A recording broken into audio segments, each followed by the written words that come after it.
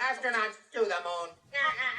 Ignition sequence start. 3, 2, 1. Houston, we have a problem. Liftoff. We have a liftoff. We copy you on the ground. You got a bunch of guys about to turn blue. What you're seeing here is a mirage. What's up, everyone? It's Jaron from Jeranism, and the following video is a re-uploaded live stream from this past Sunday, June 30th, 2019. The stream is filled with tons of issues, including extremely poor audio, so I do apologize for that. Dave Weiss is either way too loud or me way too quiet most of the time, so my sincere apologies. I will try to get that worked out, obviously, before my next live stream.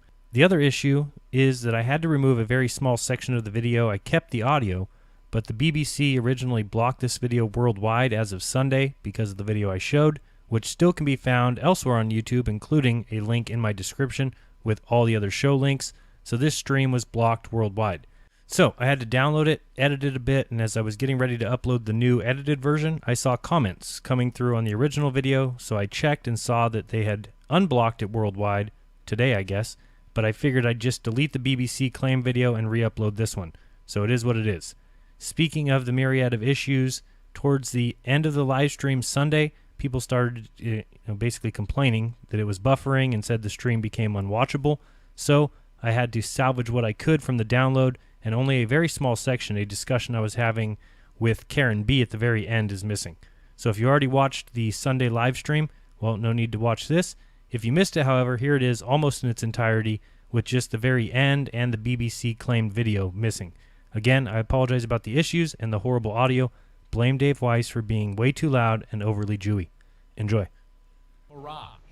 What's going on, everyone? It's Jaron from Jeranism, back with another live video for you today. Happy Sunday to everyone. Thank you so much for joining me. Should be a fun show. Got a lot to talk about, some space news and some other interesting tidbits. Also, shout out to Chris Hatfield, who I saw got his little advertisement before my video. So thank you very much, Chris Hatfield, and all the friends and good people at NASA. Shout out to NASA, by the way. Also, joining me for this first hour, I will not be alone. I will be with a great and powerful man, the man with the plan, the man with the downward force, and he is David Avocado Weiss. David, are you with me? I'm happy to be here. Hello. Happy Sunday. Happy Sunday. Thank you for joining me. David's going to join me for about the first hour, and then we're going to get into much, much more. I'm trying to find a good time slot to do, not a daily show, but a often show.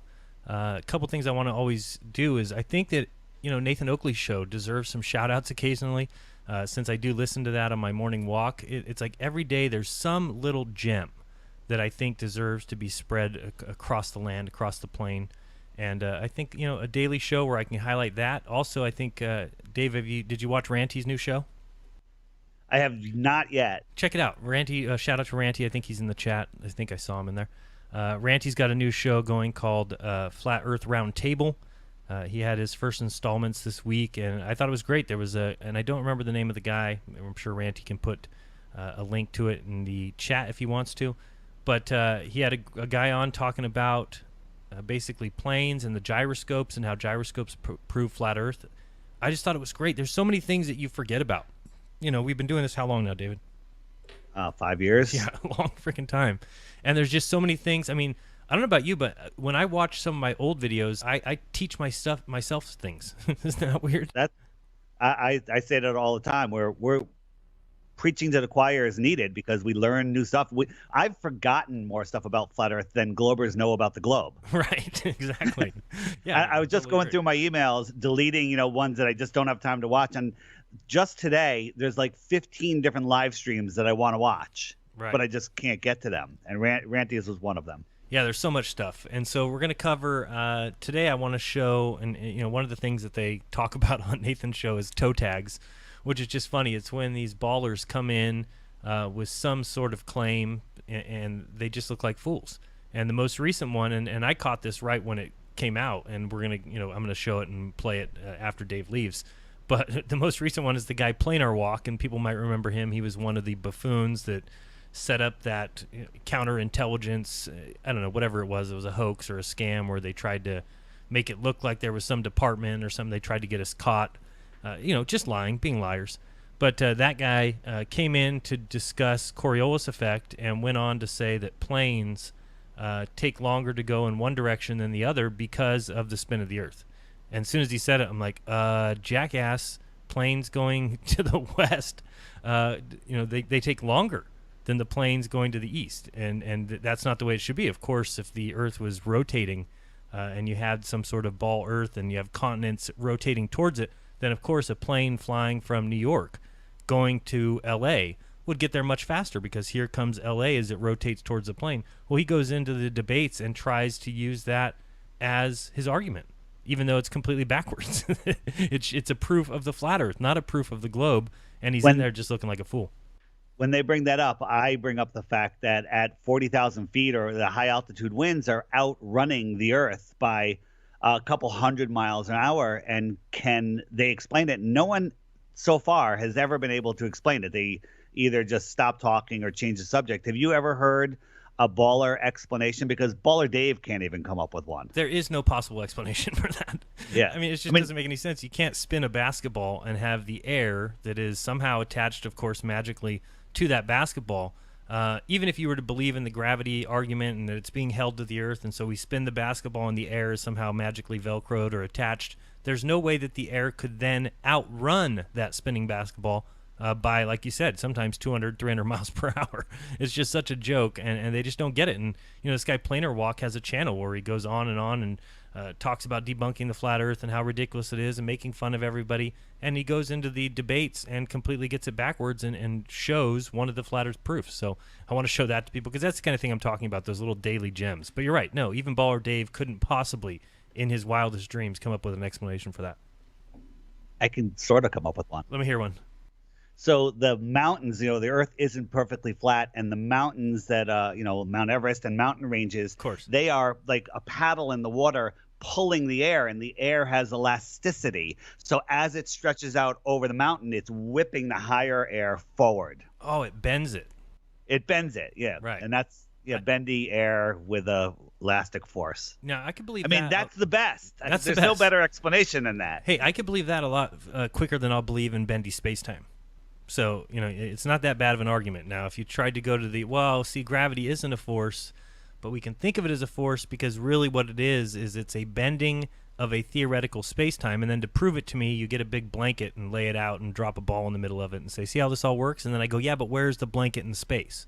And, of course, you don't have an answer to that. Yeah. No. So, also, Dave, I wanted to, I don't know if you want to, let's talk about the app real quick. That's why I brought you on, just to give the app a little plug. And we're going to do a show soon, aren't we? Yeah, we are. Okay. We were going to do it last week, but I have two major updates, and maybe you can pull up the pictures of them. Sure. By users that have been requesting. The first one, which I thought would be the bigger one, but I don't think it is the compass. Okay, I brought up that image. I think everyone can see that now. Okay. I can't see it. I have to wait until it shows up in the live stream, or is it in the chat for us?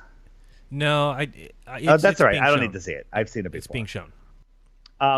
So I'm going to have a compass. It's going to be pretty cool. The problem with the compass is a compass is only good for a person's position on the ground. When you start getting elevation and seeing great distances, a compass, except for north and south, it's kind of confusing. But I put it in.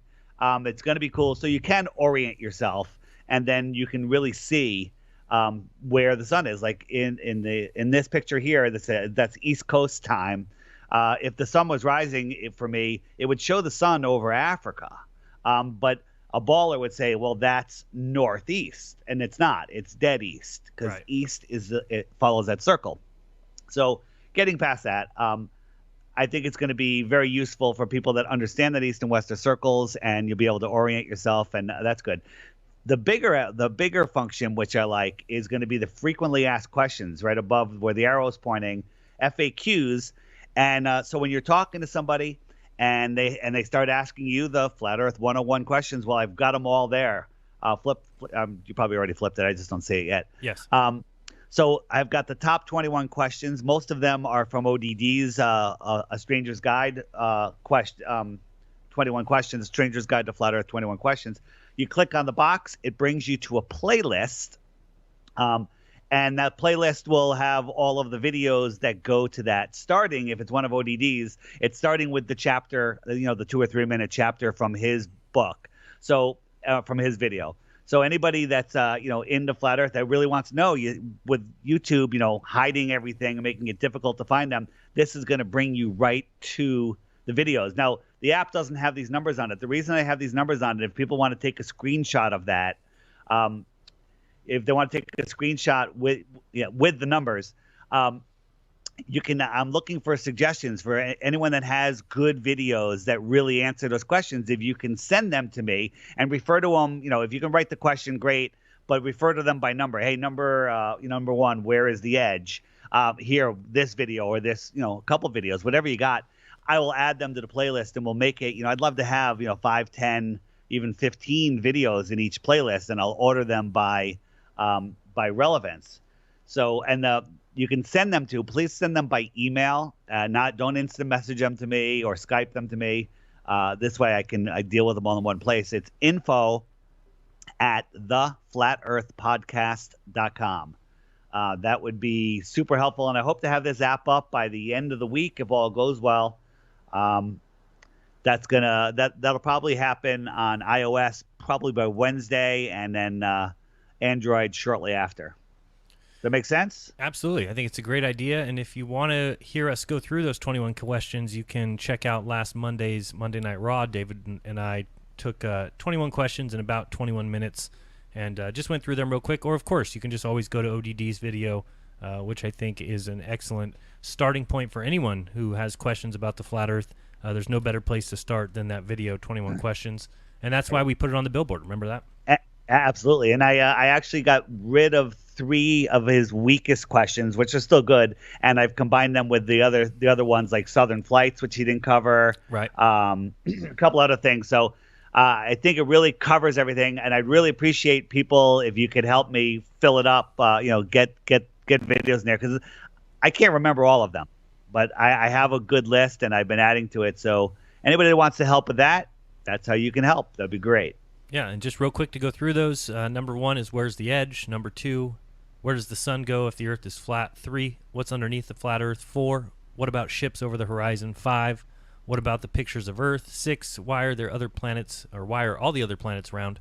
Number 7, what about satellites and GPS? 8, what about Antarctica and the 24-hour sun? 9, how is circumnavigation possible on flat Earth? 10, star rotation and the moon is flipped in the opposite hemisphere. 11, how do seasons work on a flat Earth? 12, what about gravity? 13, what about the Coriolis effect? 14, why can't I see infinitely far? Which is a classic question that everybody gets. Why can't I see Spain from the East Coast? 15, is flat Earth a religious thing? 16, what about Southern Flights? 17, are all pilots and scientists in on it? 18, are all the space agencies in on it? Which is a very easy one. That one should just flip and say yes. But we can do a much better job. I'm sure people can find some videos, some of mine, talking about that. 19, who is responsible for the deception? 20, why the lie? And 21, what's it mean if the Earth is flat? So there's some great questions there, and I'm sure if you've ever tried to talk to anyone about flat Earth, these are the questions that they have. These are the questions many people have. These are the questions that will not be covered in any of these articles that come out from the mainstream news sources that just like to make fun of flat Earth. They're never going to answer these questions for you. You need to actually do the research yourself.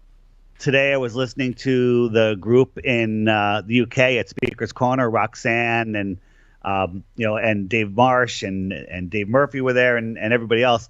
They had a great crowd there, but they were using the app to explain it to people, and you could see people's aha moments. So that's my real goal for this app, is to make it for anybody that wants to really find out what's going on. All they have to do is get the app, and they could spend weeks on there, especially with these videos, and it'll convert them, guaranteed, 100%. And again, we're not saying it's the flat Earth map. A lot of people want to say, "Oh, well, this is the flat Earth map." If you are in my camp of belief that the Earth is all that there is, it's very difficult to just lay it out like a circle like that and say this is the flat Earth. This is where we live. It's more of a conception, really. I mean, it's just a way to easily tell time. If you want to know where the sun is at a certain time, it's perfect for telling you that. It tells you when you get your weather there. And David and I are going to do a video where we go through and show you all the features that are on the app, because this thing has grown from, how long have you had it now? Has it been a year? Since just before the conference. It came out literally the day of the conference, so November. Right. And so, yeah, if you just go back and look at the growth that the app has gone through, and a lot of it has come from people emailing you and asking for additions, correct? Absolutely. Every time I think that's it, can't do any more, there's like more and more. So I've come up with some other ideas too, which it's endless. It's a life sentence. Right. I'm every single day. I'm trying to change the video every day. I send out the messages, the notifications, which people really like. I thought people might have an issue with them, but you can always turn them off, by the way. If you don't like notifications, turn them off. But who doesn't like a good Flat Earth notification? Yeah, I love that you're East Coast and I'm West Coast too, because I usually have a notification when I wake up, and it just reminds me to go watch whatever video you think is the newest and greatest. And I like how or an old classic. I do play some old classics for the new people. And you usually keep the videos short, at least during the week. During the weekends, they're a little bit longer. But I think, I hate notifications. I can't stand them. But this is one that I wouldn't dare turn off. So, that's the truth. Awesome. Yeah. Unless you start, I love it. Keep it one or two a day. No, I love it. I normally don't do. I did 2 today because I put this live stream on the app. If everyone looks at their app right now, this is the live stream just to bring some people over here for special events. I do it. Owen Benjamin. If you're going to promote me, though, super fan here. Hold on a second. If you're going to promote me, though, you're allowed to do 2 notifications a day. Okay, true. Yeah, that is true. As long as it's to my videos, you're fine. Owen texted me a clip of him doing some comedy, and he was saying he was answering questions, and the Flat Earth came up, and somebody was talking about the moon, and somebody said, the fact that the moon has colder light, and Owen's answer was genius. He said, that's some next level stuff. I haven't gotten there yet. Right. So he's just admitting that he doesn't know. So when you don't know something, he says he hasn't gotten there yet. And also the other day, he said that he's not saying the Earth is flat. It appears to be, but he's enjoying his freedom, knowing that it's not a spinning ball, and that's kind of where we all are.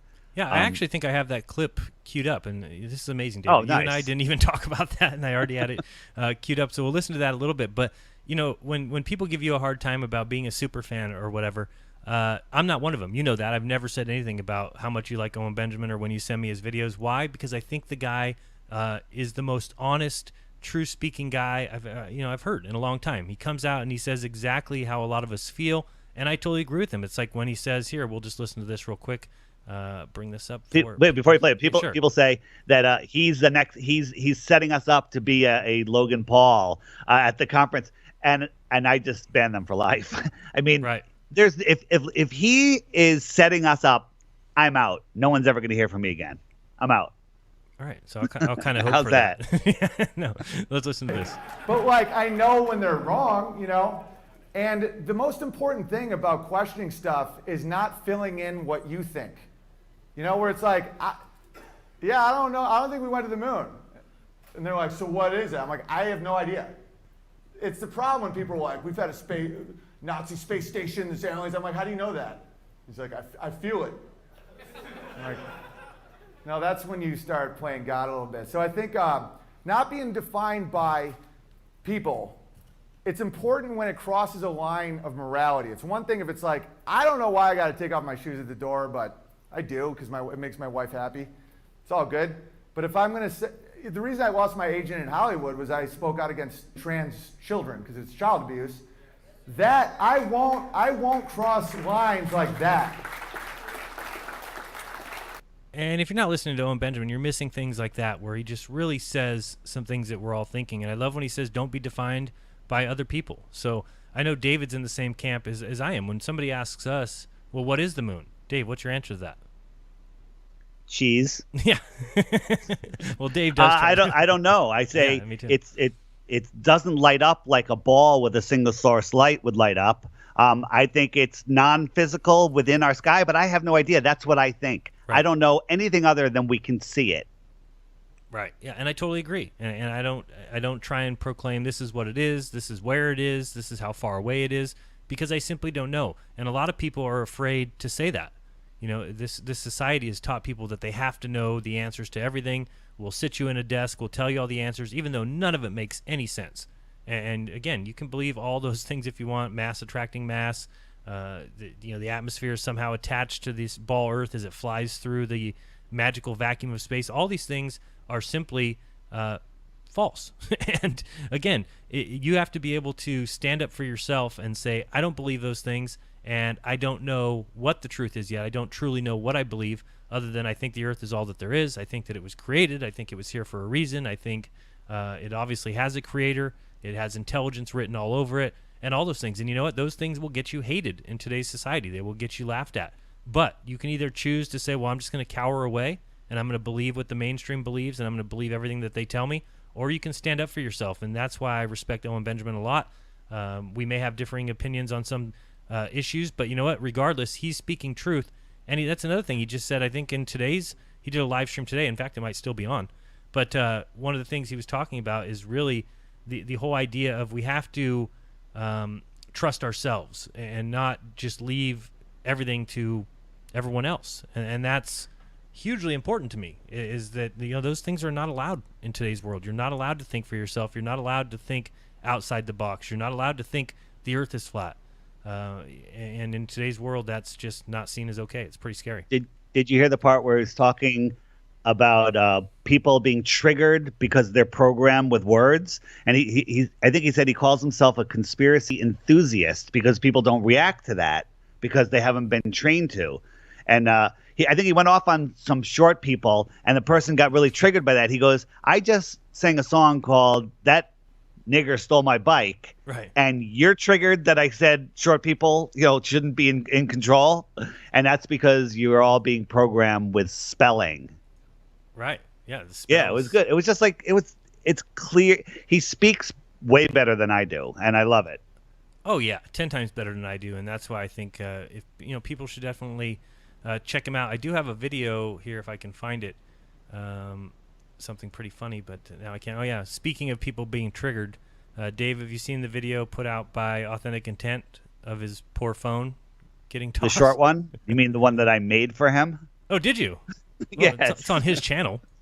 I made it for him though, because he showed me what he was going to put up, and I said, "Give me 10 minutes." Now I can actually see the text. Fixed it. Also, when the guy was running, for those of you that are really paying attention in the live stream, when the guy was running with the phone, it was upside down. I flipped it over so you could actually see what's happening and realize that the guy was running with the phone. Okay, let's watch it real quick here. Let's bring it up, and here we go. So this is pretty funny. So this is, Authentic Intent doing street activism, and there's a guy that walks by here in a second. Allegedly went around this, and it's about 60,000 miles in circumference, and it took him about 3.5 to 4 years to do so.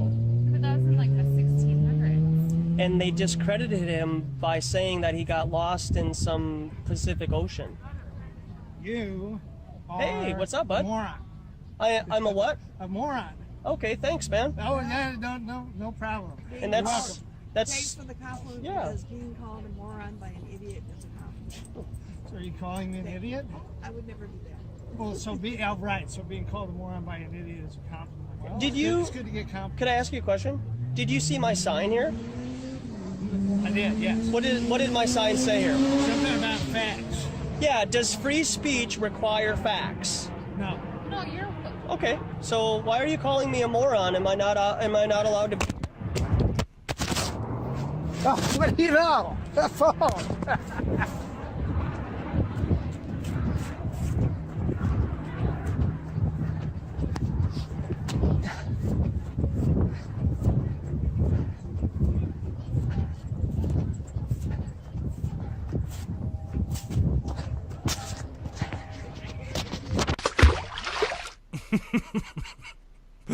Oh man, speaking of triggered, don't be a globehead. Don't throw people's phones in the water. I love some of these comments, of course. Dearth saying totally worth the footage. Oh man, that's rough, dude. We need to get you some flat earth bodyguards. I would have been running behind him and drop kicked him in the lake after that. Authentic Intent says he'll be uploading the entire day, Sunday at 3 p.m. Wow, that globehead is about as stable as the Helio nonsensical model. Absolutely crazy. Please tell me this guy is being criminally charged for theft or damage to your property. David, how many Globe Believers phones have you thrown in the water? None. Okay. I was just wondering if I'm the only one that has not done that yet either. So, but this is what happens to these poor guys. They just get absolutely I offered triggered. Dave Marsh $500 in a live stream today if he would punch this one guy in the face that was talking to that was basically, this guy showed up and just with this big doofy look. There is an organization of trolls, I'll call it, that go down and meet these guys to waste their time and energy, and you can tell who they are. But it was driving me nuts. And I saw Dave Marsh standing in the background. I was like, "Hey, Dave, if you can read this, $500 to go punch that guy." Was I serious? Yes. Yes, I was gonna say that's probably serious. Chocolate saying, wait. Shout out to Chocolate real quick in the chat, who says, "I'm sorry, but the minute he touched my phone, it would have been a wrap." Go ahead. Yeah. The one guy that was doing this amazing job, a new guy on the scene, I think his name is Victor. He was presenting to a whole group of people and answering questions and was doing a real phenomenal job. And one thing he said to the troll was, "Hey, if you believe we went to the moon, I'm not talking to you because this is higher level stuff. If you haven't gotten by that, go watch A Funny Thing Happened on the Way to the Moon and Astronauts Gone Wild. Figure that out, then come back and have this higher conversation." And I think if you're a street activist and don't want your energy sucked by the trolls, do that and make them say, "Yes, I don't believe the moon was real." And if you think that they're just saying that so they can talk to you, start questioning them on the moon. Say, "Oh, why don't you think it's real?" Ask them a few questions, and they won't be able to hold up the lie if they're lying. So I think that's a great tool to get rid of trolls. Absolutely. I've always said that. And that's what's so frustrating about all these people who watch my channel and get so triggered and so upset. It's like, just don't watch. It's just that easy. If you're not ready for this kind of information, and a lot of people have said that from day one, that this is some kind of higher level information. And maybe it's not higher level intelligence-wise if you're talking about, oh, well, these people went to school and these people have degrees. We don't mean that. What I mean is that you have to be ready for this information. You have to have already realized that everything you're being told is a lie. And at that point, you can open your mind to the fact of, okay, well, if all these things are lies, why the lie?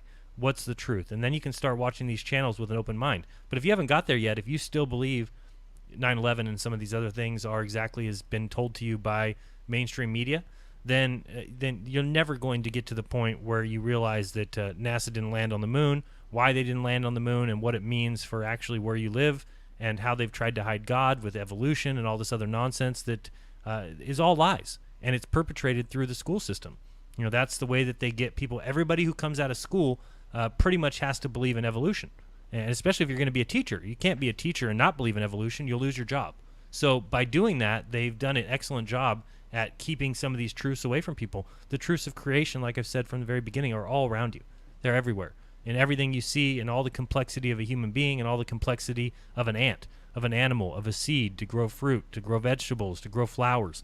All that is signs of creation, signs of intelligence, but they've convinced you that it's not, that it's just random acts of dust coalescing, even though none of that stuff could ever exist. I mean, if you break a glass, that glass will be in shards forever. And with entropy, it's never going to get back together. Right, not in a billion years. This guy, Victor, I was watching either on Roxanne, the Globe Deniers channel, or Jason of the Disbury's channel this morning. Somebody asked him, what does it matter? The question that we all get, and we're all getting better at answering it, but this guy answered it better than anyone I've ever heard. He just started listing off thing after thing after thing, how it changed him, how it made him realize this and that. And if somebody can go find that and make a short video out of it so I don't have to, that would be phenomenal. It's a killer video. It's like it'll be one of the greatest clips ever. And it was on Roxanne's channel?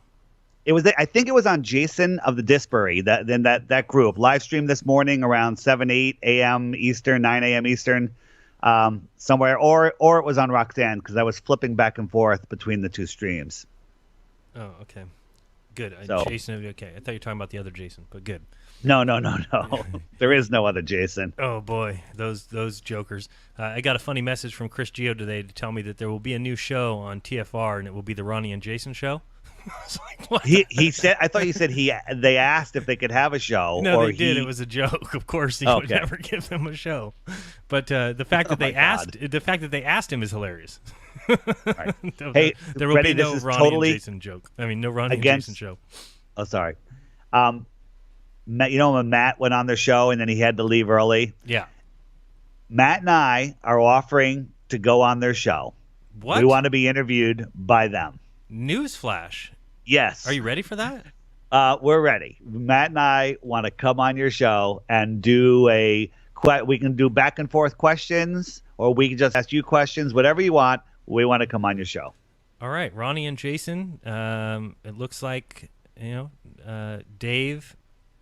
And you sure he wants to go on too, huh? We're not sure of anything, but okay. Yes, we're saying that. Critical Inception saying it was Jason's stream this morning. So if anybody wants to find that and clip it, that would be super phenomenal. All right. And Ronnie and Jason, David wants to come on your show. He wants to be a part of the clown show. With Matt. David and Matt want to come on the clown show. So get in contact with them somehow, but not through me. Not through me either. Go reach out to Matt. Yeah, do they still have a communication line with Matt? All right. I hope so. Great. Real quick, just another shout out, or I think I mentioned it earlier, but I just want to show you. This is Ranty Flat Earth's channel. Saw him in the chat. Shout out to Ranty, who has now uploaded, because he had some OBS issues. I'd be lying if I said it didn't make me feel good when some people have a few OBS issues, just so it makes me feel better and makes me know that I'm not the only one. But I think I've got them figured out. Right now, everything is good. Shout out to Jason Lindberg for helping me. Jason Lindgren. Sorry, Jason Lindgren for helping me fix my mixer. Everything seems to be working well. But these are the most recent uploads. Ranty had a couple sound issues, but I think he fixed it now and then re-uploaded. So there's 2 different episodes. Episode 1 is We Went to the Moon with Gem Panda. So check that out. I have not heard that one yet, but I'm anxious to hear it. I did hear he did do a video one time of 2.5 hours or something of why we went to the moon. And it's basically because there's papers that say we did, and because NASA says we did, and because there's video evidence and photo evidence, and therefore we went to the moon, Dave. That's all you need. Yeah. Yep. I said it on our TFR show the other day, but I want everybody to start making Google alerts. Go to Google alerts, however you make them, right, and put in stuff like NASA discovers planet, planet orbit, new planet discovered. Just put in those keywords and just you don't even have to read the articles. Just read the daily updates. You're going to get the amount of propaganda going out there. It really gives you a better sense of this war we're in and how they are putting so much energy into brainwashing every single person, on the plane. Well, I think that's what I was talking about finding a time slot. I don't know what the best time slot for me to do almost a daily show, or I can keep it short, but just to point out all those things, David, because I have the same alerts, and it's every day, and it's incessant, and it's nonsense, and it's just new planet found here. I've got a lot of the things to show today, but one of those things is, how about this one? Test mission discovers the smallest planet to date. This is classic. So, I mean, once you start reading this stuff and you just laugh hysterically at the fact that, let's read this one. This discovery is a great engineering and scientific accomplishment. Sure it is. And it said Vladimir or Vasilin something Kostov, of astrophysicist at NASA, the SETI Institute in Mountain View. For atmospheric studies of small planets, you need short orbits around bright stars, but such planets are difficult to detect. This system has the potential for fascinating future studies. One of the things from up here that I think is classic, it says 2 other worlds orbit the same star. While all 3 planet sizes are known, further study with other telescopes will be needed to determine if they have atmospheres, and if so, which gases are present. This is classic, Dave. If I put a box at the end of my street and put different gases in it, do you think if somebody was on the other end of the street with a telescope, they could figure out what gases are in it? At the end of my freaking block. And these guys are talking about using telescopes to see what gases are on planets that are orbiting stars that are billions of, or actually trillions of miles away. Who believes this crap? Everybody does. On Jason's channel this morning, one guy, they were schooling him really good. Every question he would ask, they had a good answer, and he's like, okay. And then at the end, the guy goes, but I still can't get past the fact that all of the other planets are spheres and Earth decided to be flat. Oh boy. And that's from this programming that, Right. you know, they see a light in the sky. They're told that it's a world, a rocky world, and it's hard to break people from that. I mean, that at this point, for everybody listening here, we know that's like the silliest, dumbest thing ever, and that it's not. It should be so simple, but the mind control is so strong, it's scary. No, it's everywhere, and just sites like this, SciTech Daily, and these other sites. Another one that I like to go to is the N2Yo.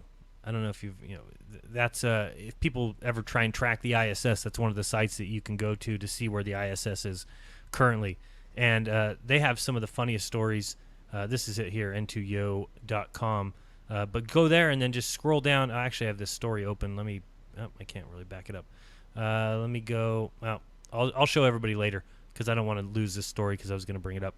But anyway, you can just go to that website and then it lists all the most recent space stories. And that's what I'm talking about. If I figured out a good time that would be good for everyone, I don't know if that's 3 p.m. Pacific. I don't know if it's 6 p.m. Pacific, but just one where I can highlight all these things that are coming up every day.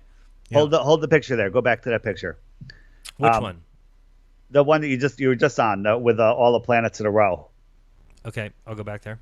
Oh, you know what? I'm sorry. No, I'm way behind. It's way okay. behind on that I went screen. back there. So we're looking at the Mars and then L9859b and then Earth, that one? Yeah. I assume it's that one. It'll come up in a second. But look at the specular highlight on there. You can see the single source lighting it. Right. Each one of those has a single source light that lets you know it's a sphere. Then for those people that think the moon is a sphere, go out and look at it. I'm not saying it's not a sphere. I'm saying it's not a rock lit up by a single source light. Right. Because it could be lit from the inside, which would explain why it's even edge to edge. I don't think that's the case, but I have no way of knowing. So that alone, and then go look at when you have a close up shot, through your own telescope, through your own P900 of any of the other planets. They're equally lit also. They're not a single source light with a highlight. So it's all just thinking that they're spheres is a wild foregone conclusion. Yeah. And of course that these are other planets and that we're just one of them, rather than realizing where all the importance is, where all of life is, where everything that you've ever known is, where the only place you'll ever go. And I always say this all the time, but if you think, and once you've gotten to this point, if you're watching this show, hopefully you know how much we've been lied to about everything. And if you think that the only thing that they're not lying about is what's going on in the place that you can never go to, in a place you'll never visit, in the vacuum that can't even exist, if you believe in all these things, you're just up for deception. You're just opening yourself up for deception. They know that. They love the money that comes in for this idea of space, and we'll talk about that a little bit later too. But everything is about money for them. They just want more money for their programs. The whole Israeli crash. Remember, Dave, when Israel crash landed on the moon? Supposedly, yeah, that was ridiculous. Right. Well, one of the things that I've seen now recently is now they're talking about the reason that it crashed is because it was done for such a low price. That when you only spend $100 million on something, that's what's going to happen. You're going to crash on the moon. So we need more money in the space programs so that they can actually land successfully. Now, that's just ridiculous thinking. If anybody watched that and watched everyone's reaction in the room, from the young people to Netanyahu, they're all like, oh, it crashed. Without any emotion, with nothing. It was equivalent. The guy, Victor, I keep talking about from today's live stream that was out there, he was talking about how all of the reactions from the astronauts after they landed on the moon, they looked like they were just at their dog's funeral. And he talked about he took piloting lessons, and when he graduated from piloting school, he had more enthusiasm. He did a couple of jumps, and people asked him about the jumps. He was like, it was amazing, and this and that, and just I saw the land, and just all of this excitement, which is exactly what you expect. These guys went to the moon, and we see no energy. So the Israeli crashing on the moon, if you can't see that they're full of crap, then you are not thinking like an adult. No, I totally agree. Yeah, and it's all just for propaganda. And again, they're able to now say, oh, well, we did it on such a low budget, but if everybody had more money, then we would land there, and then people just funnel more money into these companies. Again, I keep mentioning the space industry is a $300 billion a year industry. The video game industry is $90 billion a year. So, again, they're just milking people for money, coming out of your taxes. And aren't they similar? Yeah. Not in dollars, just in Absolutely. graphics. Well, at least in graphics, but at least in just capturing people's minds and making them, more confused about what reality is. Yeah, absolutely. Without a doubt. Let's see here. Let's talk about Bart Seibel real quick. You want to do that? Well, Bart Seibel, and again, Dave has an opinion of him. I have an opinion of him. He just put out this little movie here. We'll watch this real quick. The moon Here we go. appears to be perfectly dry and airless, but in fact, it possesses an extremely sparse atmosphere, barely thicker than a vacuum. From late 2013 to early 2014, a NASA mission called LADEE explored the lunar atmosphere and dust environment. Now, LADEE's observations have led to a new discovery about the moon's water. Okay, so that little floating, sorry, messed that up. That little floating satellite is discovered things about the moon's water.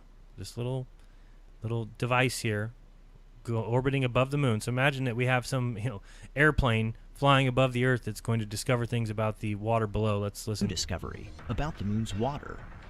During the initial exploration of the moon and the analysis of all the return samples from the Apollo. Okay, let's watch again just real quick. I want to show you. Watch how far this guy hammers this thing into the ground here.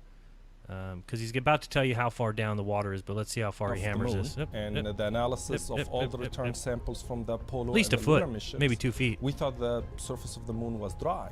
So they thought that the surface of the moon was dry, okay? Even though they went there, they had these sticks that they hammered into the ground over a foot deep. And actually, I think the official number is way deeper, but let's keep listening. In the decades following the Apollo program, a series of robotic explorers revealed tantalizing hints of water on the moon, challenging the conclusion that the moon was dry. The first definitive discovery of water was made in 2008 by the Indian mission Chandrayaan-1, which detected hydroxyl molecules spread across the lunar surface. The surface releases its water when the moon is bombarded by micrometeoroids. This is especially noticeable during meteor showers. What we also found is that the surface that's released in the water is being protected by a layer of few centimeters of dry soil. So a few centimeters of dry soil is protecting the layer of water. Let's continue. That can only be breached by large micrometeoroids. These few centimeters can only be breached by large meteoroids, not by the stick that they hammered a foot into the ground? When the micrometeoroids impact the surface of the moon, most of the material in the crater is vaporized. There is also a shock wave that propagates outward. That shock wave carries enough energy to release the water that's coating the grains of the soil. Most of that water will get released into space, and that's the signature that LADEE detects with its instrument from its orbit. So from the instrument, from this little floating satellite, it's detecting the water releasing into space. Knowing how much water is available must be very humid in space. Is must be for future exploration. Because water can exist in the vacuum, Dave. Only in the moon vacuum. Right, the moon vacuum. Yeah. LADEE's observations show that beneath 3 inches of dry lunar soil. Okay, so this lady. All right, let me give you my opinion on Bart first. Okay, hold on, we're almost done. So this is it's talking about this dry layer that's only 3 inches, even though we just saw a guy hammering a stick basically a foot into the moon, which I think they even say they went much further than that, but let's listen to this. Is a wet layer 10 feet deep. Oh, now there's a wet layer 10 feet deep that's under only 3 inches of dry soil. But heaven forbid, the 6 missions that sent human beings there, taking scoopfuls, taking buckets of dirt, bringing back pounds and pounds of moon rocks, couldn't figure this out. But this floating craft above the moon, it figured it out. The search for water on the moon spans 5 decades and is of great interest to future exploration. Thanks to LADEE, we now know that trace amounts of water are widely distributed across the lunar surface, improving our understanding of the moon's geologic past and its continued evolution. Oh, thank you to LADEE. I love LADEE. All right, Dave, tell me about Bart Seibel. They have video of him sleeping with a 4-year-old. I don't know. He's totally controlled. He nobody puts out this nonsense unless they're complete morons, troll, a troll or a shill. I mean, I hate using all of those words, but Well, like I said about him before, he's like Alex Jones. You know, some truth and some nonsense. You know, Dave, you're just setting me up so great today. Let's speaking of Alex Jones, let's go to InfoWars real quick. I don't know if you saw this story, Dave, on InfoWars. Earth is moving towards the same meteor swarm that scientists believe caused the Tungsten explosion of 1908. Yes, everybody, watch out. The end of June, we're right at the end of that. You got to be careful because we're about to go through a meteor swarm, and we'll never have this close of an encounter again until 2032. So for astronomers, it's a really big deal. Hopefully there will be no danger to Earth during this pass, but some scientists are absolutely convinced that the Tungsten explosion of 1908, which flattened 80 million trees in Russia, was caused by an object from this torrid meteor swarm that we're about to go through today, basically. So, I mean, this is scary. There are some scientists that are convinced that giant rocks from this meteor swarm have been responsible for multiple once per 1,000 years catastrophic events on the Earth in the past. It also goes on to say that you need to be careful because it's interesting to note that the Tungsten event happened during the last week of June in 1908. And right now, researchers are telling us that the last week of June this year will be the next occasion with a high probability for Tungsten-like collisions or near misses. Dave, did you see any rocks go fly above your head today?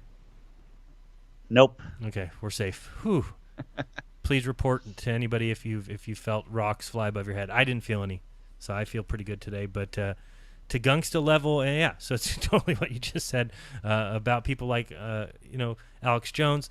For me, ever since the movie A Strange Thing Has Happened on the Way to the Moon, or A Funny Thing Happened on the Way to the Moon, which I think was a great documentary, but I think one of the points that just made so much sense to me is he says he went to NASA and asked for some footage, and they happened to send him this small piece of footage that shows that they were not where they were supposed to be. Now, again, my theory on this is that NASA has to know that people are not going to believe in the moon landings. They have to know that.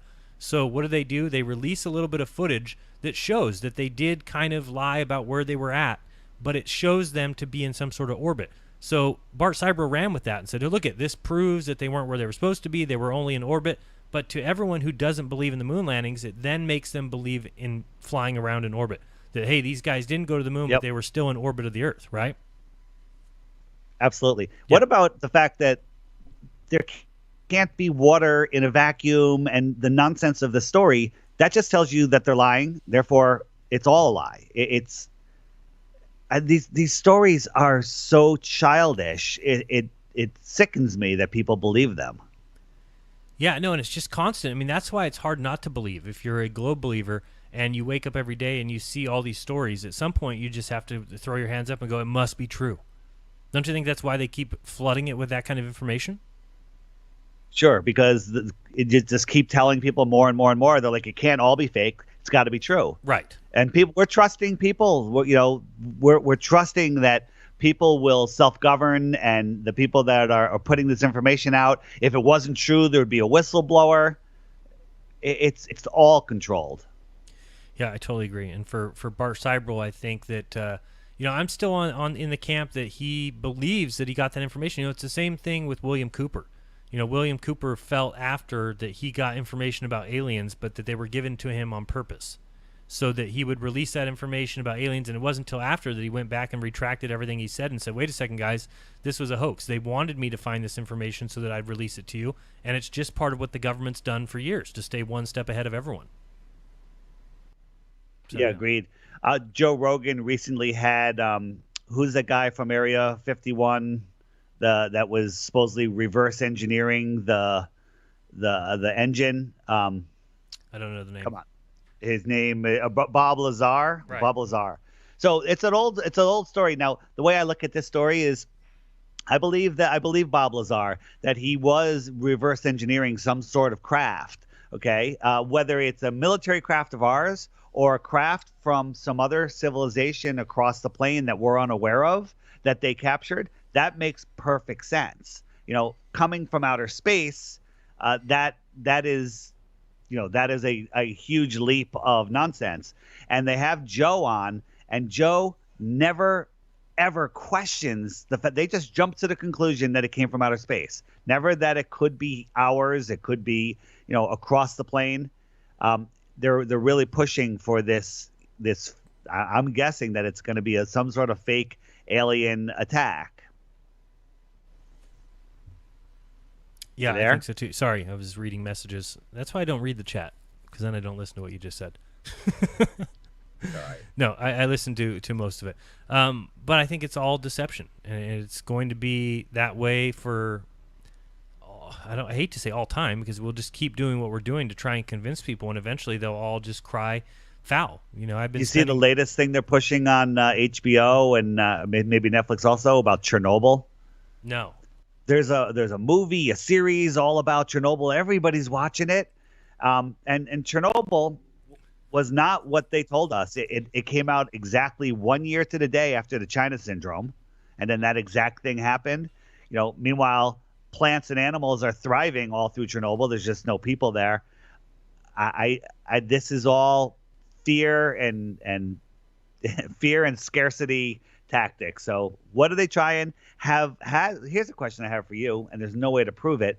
Has all of the truthers out there that have exposed many of these things, NASA deceptions, and just pointed these things out to the awake minds, has that changed them being able to pull it off? Have they delayed their plans because of this?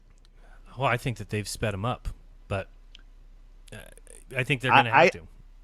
I think if they were planning on doing something tomorrow, and people are doing shows about how, hey, this is fake, and pointing it all out, that they don't do it, that they push it down the road.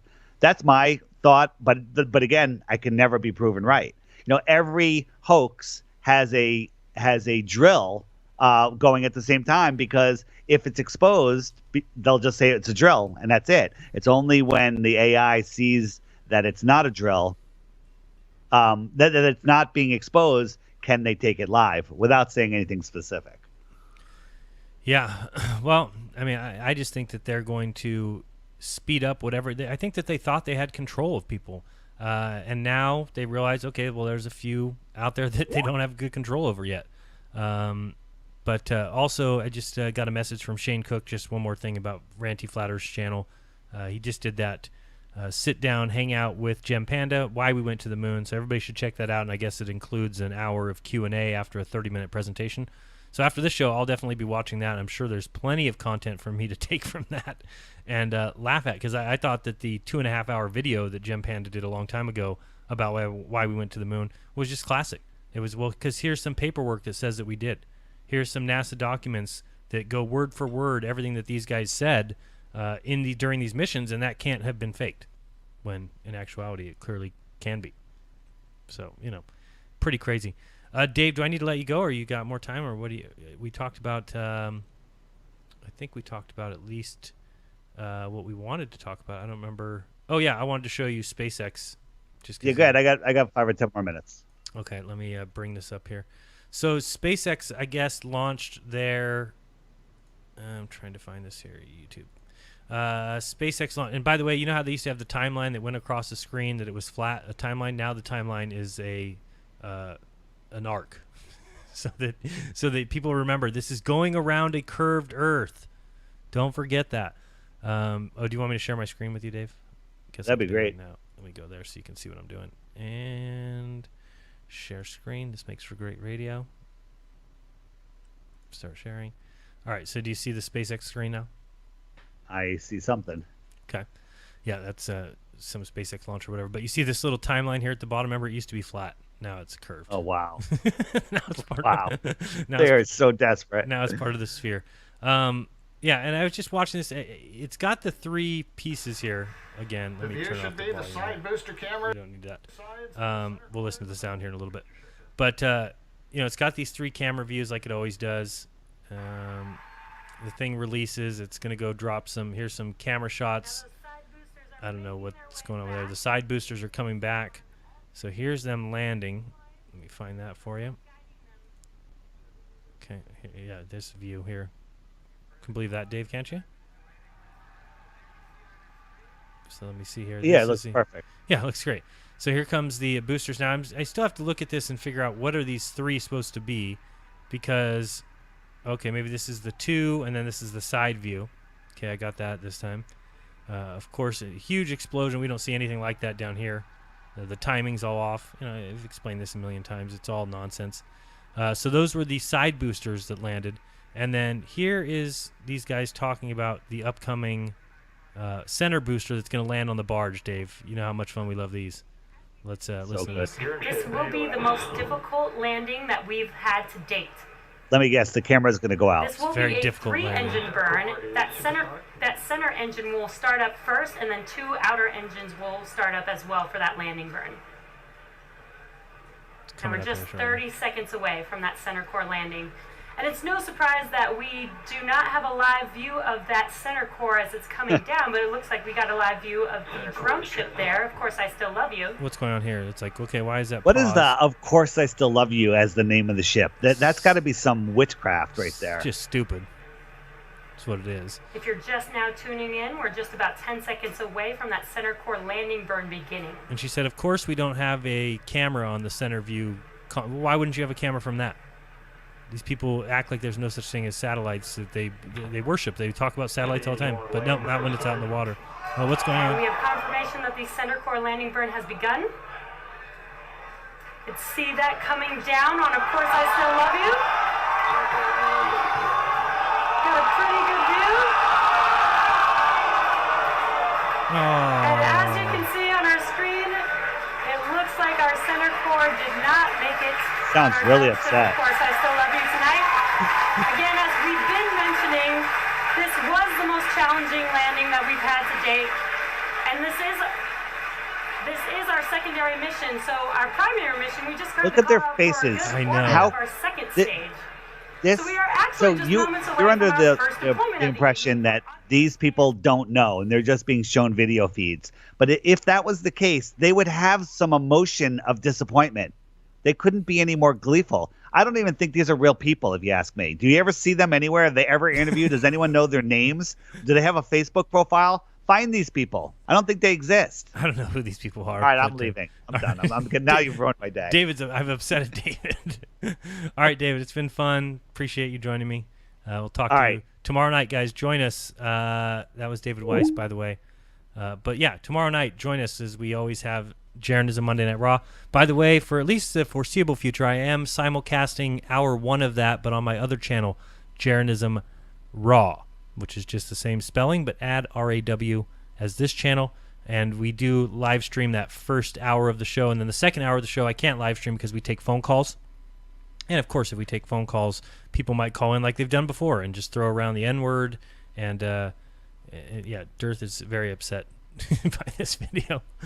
He rage quit. At least he didn't throw my cell phone into the water.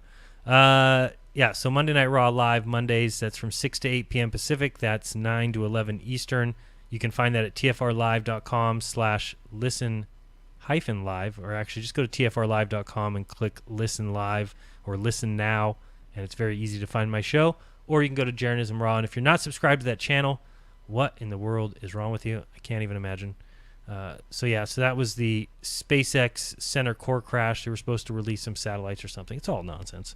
But let me bring up my channel here just so people can see it. We can all go join it together. By the way, all these show notes or links will be in the show notes, but I do that after the show, so you have to wait till then to see them. So I will put them all in. Let's go here and show you this. So there's my Jeranism Monday Night Raw channel. Again, it's called Jeranism Raw. It's got 9,000 subscribers. So if you could, I would appreciate it if you would go over there, subscribe. Like I said, last Sunday we had these uploads of 21 questions. We didn't have the week before that because we had a little uncensored conversation with Crow 777 and Jason Lindgren. But before that, we did the June 10th show. That first hour is available. We've got the Gary Corsair interview, which is awesome. Conversation I had with Dirth about the force of relative density. And then behind that, there's some stuff that's over a year old, but you're going to start to see some shows added to this channel. So definitely subscribe there if you like. Let me see here. I'm not going to leave here until one person subscribes. In this real-time subscribers, we're at 9,108. Let's see, can one person subscribe to make me feel good? And we'll leave this view. Let's see here. Oh yeah, I was looking for that, Dave. Yeah, we're going to play this Joe Rogan video in 1 second. And again, as always, thank you very much. Appreciate that. We've now got some subscribers. Thank you so much. Thanks, guys. It's the Jeranism Raw channel. I won't stay on there anymore, but and actually, it's outpacing me for. I'm just noticing over here. Compare stats. Subscribers the last 30 days. I've had 104. Jeranism Raw 110, just destroying me. 1 second. I'm going to bring up this video real quickly if I can. Let's check out this video. And again, I want to tell people to be careful with bad language, as this is not edited or censored in any way. Let's bring it up on here. Actually, I'll put it on this one. That one. There we go. And let's take this off real quick.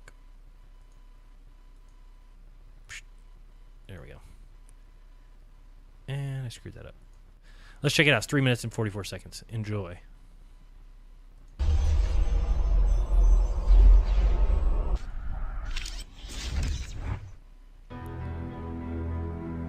It says, one of my favorite flat earth arguments is to point out the complete and utter ridiculousness of the globe earth model.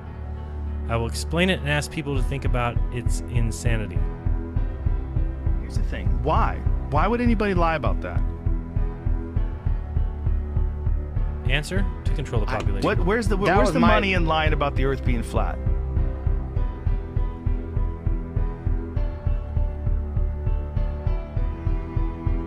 It's so stupid. It's so stupid. It's so stupid. When I heard Joe Rogan say this following rant, I thought he was trying to discredit the ball Earth. Listen, the reality of Earth and space is crazy enough, you dumb cunts.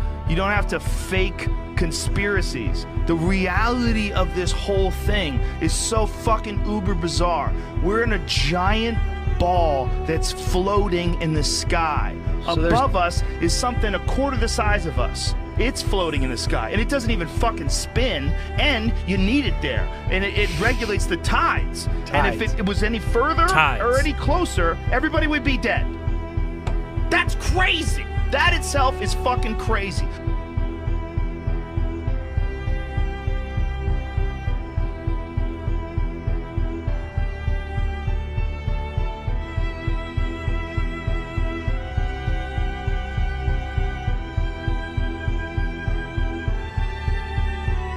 You don't have to pretend the earth is flat, you fucking retards. That doesn't help anybody. Where faith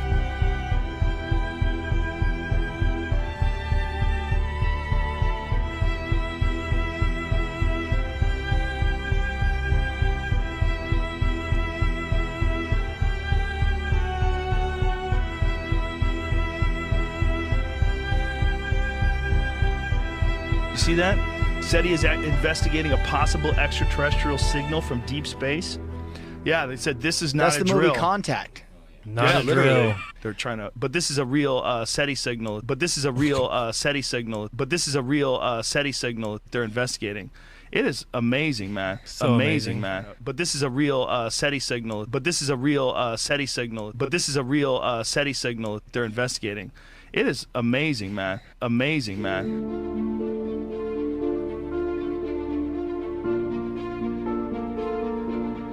Listen, man, I got a question for you, man. So, I've been a fan of you for a long time, right?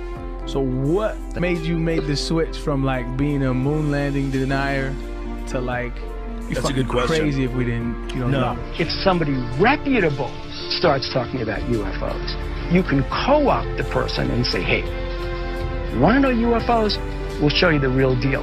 But not only can you never talk about it publicly, you have to be a debunker publicly. I'll tell the government right now, tell you right now if you're listening, NSA, CIA, I'm available, okay? If you show me all the real wreckage, I swear to God, I will make fun of that crap to the end of time. I'll make up stories. I'll lie to my mother. I don't care. You show me a UFO, I'll lie to my mother. I swear to God, I will make fun of that crap to the end of time. He'll lie to his mother, and he'll lie to his podcast audience. So that's just the way it is. Yeah, I was listening to Owen Benjamin before I went live, and he was talking about the same thing. And the fact that did somebody get to Joe Rogan? Who knows? But he certainly flipped script real quick, went from questioning Neil deGrasse, and then he probably got told, hey, people a lot smarter than you have figured this stuff all out, and you don't deserve to be talking about it. And like I've said before, that's Joe Rogan's point of view. He says, man, people so much smarter than me have figured all this out. They've done the research, and therefore it must be true. And if that's the case, then he should be a Hasidic Jew. Okay, because there's people that have been rabbis for 40, 50, 60, 70 years. These guys have done far more research into it than him. They believe the Torah. They believe everything that the Hasidic Jew religion believes, and so therefore it must be true. And so Joe Rogan should immediately become that religion. The problem with that is then he'd have to become every religion that has anybody that's ever studied it. The problem is he gives away his beliefs to other people. He just says, nope, I'm not smart enough to figure it out. And if that's the way you want to have that opinion, then go to school, get your education, sit in the desk, and learn about the truth of the world around you. Learn about all these crazy planets and this vacuum of space and the atmosphere attached and everything else. It's insanity. So let's bring up the next thing. Again, you're listening to Jeranism Live. This is space news and more. Trying to come up with some name for this. I mean, people know that why I'm doing this is the normal Globe Buster time, so you can call this a Globe Buster-ish Sunday discussion live until Globe Busters comes back. I don't know the date that Globe Busters will return, but until then, you can count on me. I'll be here every Sunday, which I believe that Eru will be with me next week, so definitely tune in to check that. I believe he said that. I think he was saying he might be here this week, and then he would be here for sure next week. So he'll be doing a presentation. If anybody else is interested in joining me for a Sunday discussion live, you can simply contact me on Skype. That's probably the best way right now. My name on Skype, just search for Jeranism Truth. If you do that, add me as a friend. I do get a ton of messages on Skype, so, 40, 50 a day, but I usually can hammer through them really quick. Answer a few people with just some short responses, and other people just send me some links that don't necessarily need a response. Hopefully they're not waiting for one, because I sometimes don't respond. So I did tell everybody about my movie coming out soon, hopefully by July 20th, in honor of the 50th year anniversary. That movie is NASA Going Nowhere Since 1958. So trying to do a featured length movie. Right now it's going to be about an hour and a half, but it's really just highlighting everything that's gone on from the presidents from Kennedy on, talking about how they've all said the same thing, how they've all run out the same narrative about the beauty of the universe and how we're going to go out there and this is mankind's destiny, and Mars is our destiny and the moon is the destiny, and it just goes back and forth from one president to another, whether it's Bush, whether it's Ford, whether it's thank you, Arwen. Appreciate that. Arwen checking in. Shout out to Arwen. If you're not checking out the Flat Earth Early Bird show, check out his show. There's lots of little debate shows going on. Like I said, I want to find a time slot that would be good. I've been busy this last month. My son has been here, although he flew out yesterday, and so he is gone back across country. So I've had a month of having him at home for the first time in a year, and just really spend a lot of time with him. So anyway, yeah. And so I'll be doing the Sunday show for sure. Of course, I do Monday evenings on Raw, and I'm trying to find a good time slot. I'd like to keep it consistent. I know people like to have a show that they can count on at a certain time, and I think there's plenty to cover when we look at all the space-related stories, when we have Flat Earth Debates, Nathan Oakley's channel, always with a new toe tag, always something great. And every single day I listen to that, and it is an hour show or more if you're listening to the pre-show and after show. Also, he does Ball Busters on Saturdays. But there's always some little gem, and I'm always thinking, I got to do a video about that. I got to make a video about that. And rather than make a video about every single one of them, I just think having some sort of show, again, not necessarily daily, but at a consistent time, maybe that would be, Wednesdays, Thursdays, Fridays, something like that. I just don't know what the best time would be. 3 p.m. Pacific places that at 6 p.m. Pacific Eastern. But I think that gets a little bit late for people in the UK, so I'm just trying to figure out a time. I know this time works well, but it wouldn't work well for people in the Pacific time zones on Tuesday, Wednesday, Thursday at noon. Works well for a Sunday. That's why we do this Globebuster show on Sundays at noon. But anyway, I'll be trying to come up with a time and kind of highlighting a lot of these different shows, highlighting some of Ranty's work on Ranty Flat Earth Roundtable. I think it's a brilliant idea. If you heard last week's show, Ranty talked about that, what he plans on doing, having people come on, give a half-hour presentation, and then giving time for questions, answers, a little Q&A, and a little bit of rebuttal. And then if people want to go head-to-head in some sort of debate, we haven't seen that yet on Ranty's channel, but hopefully coming soon, there'll be a case of that where you have one person, let's say Gem Panda, who presented that we went to the moon. Maybe I put together a half-hour presentation about how we didn't go to the moon, and then he has some sort of moderated debate. I think that's a good idea.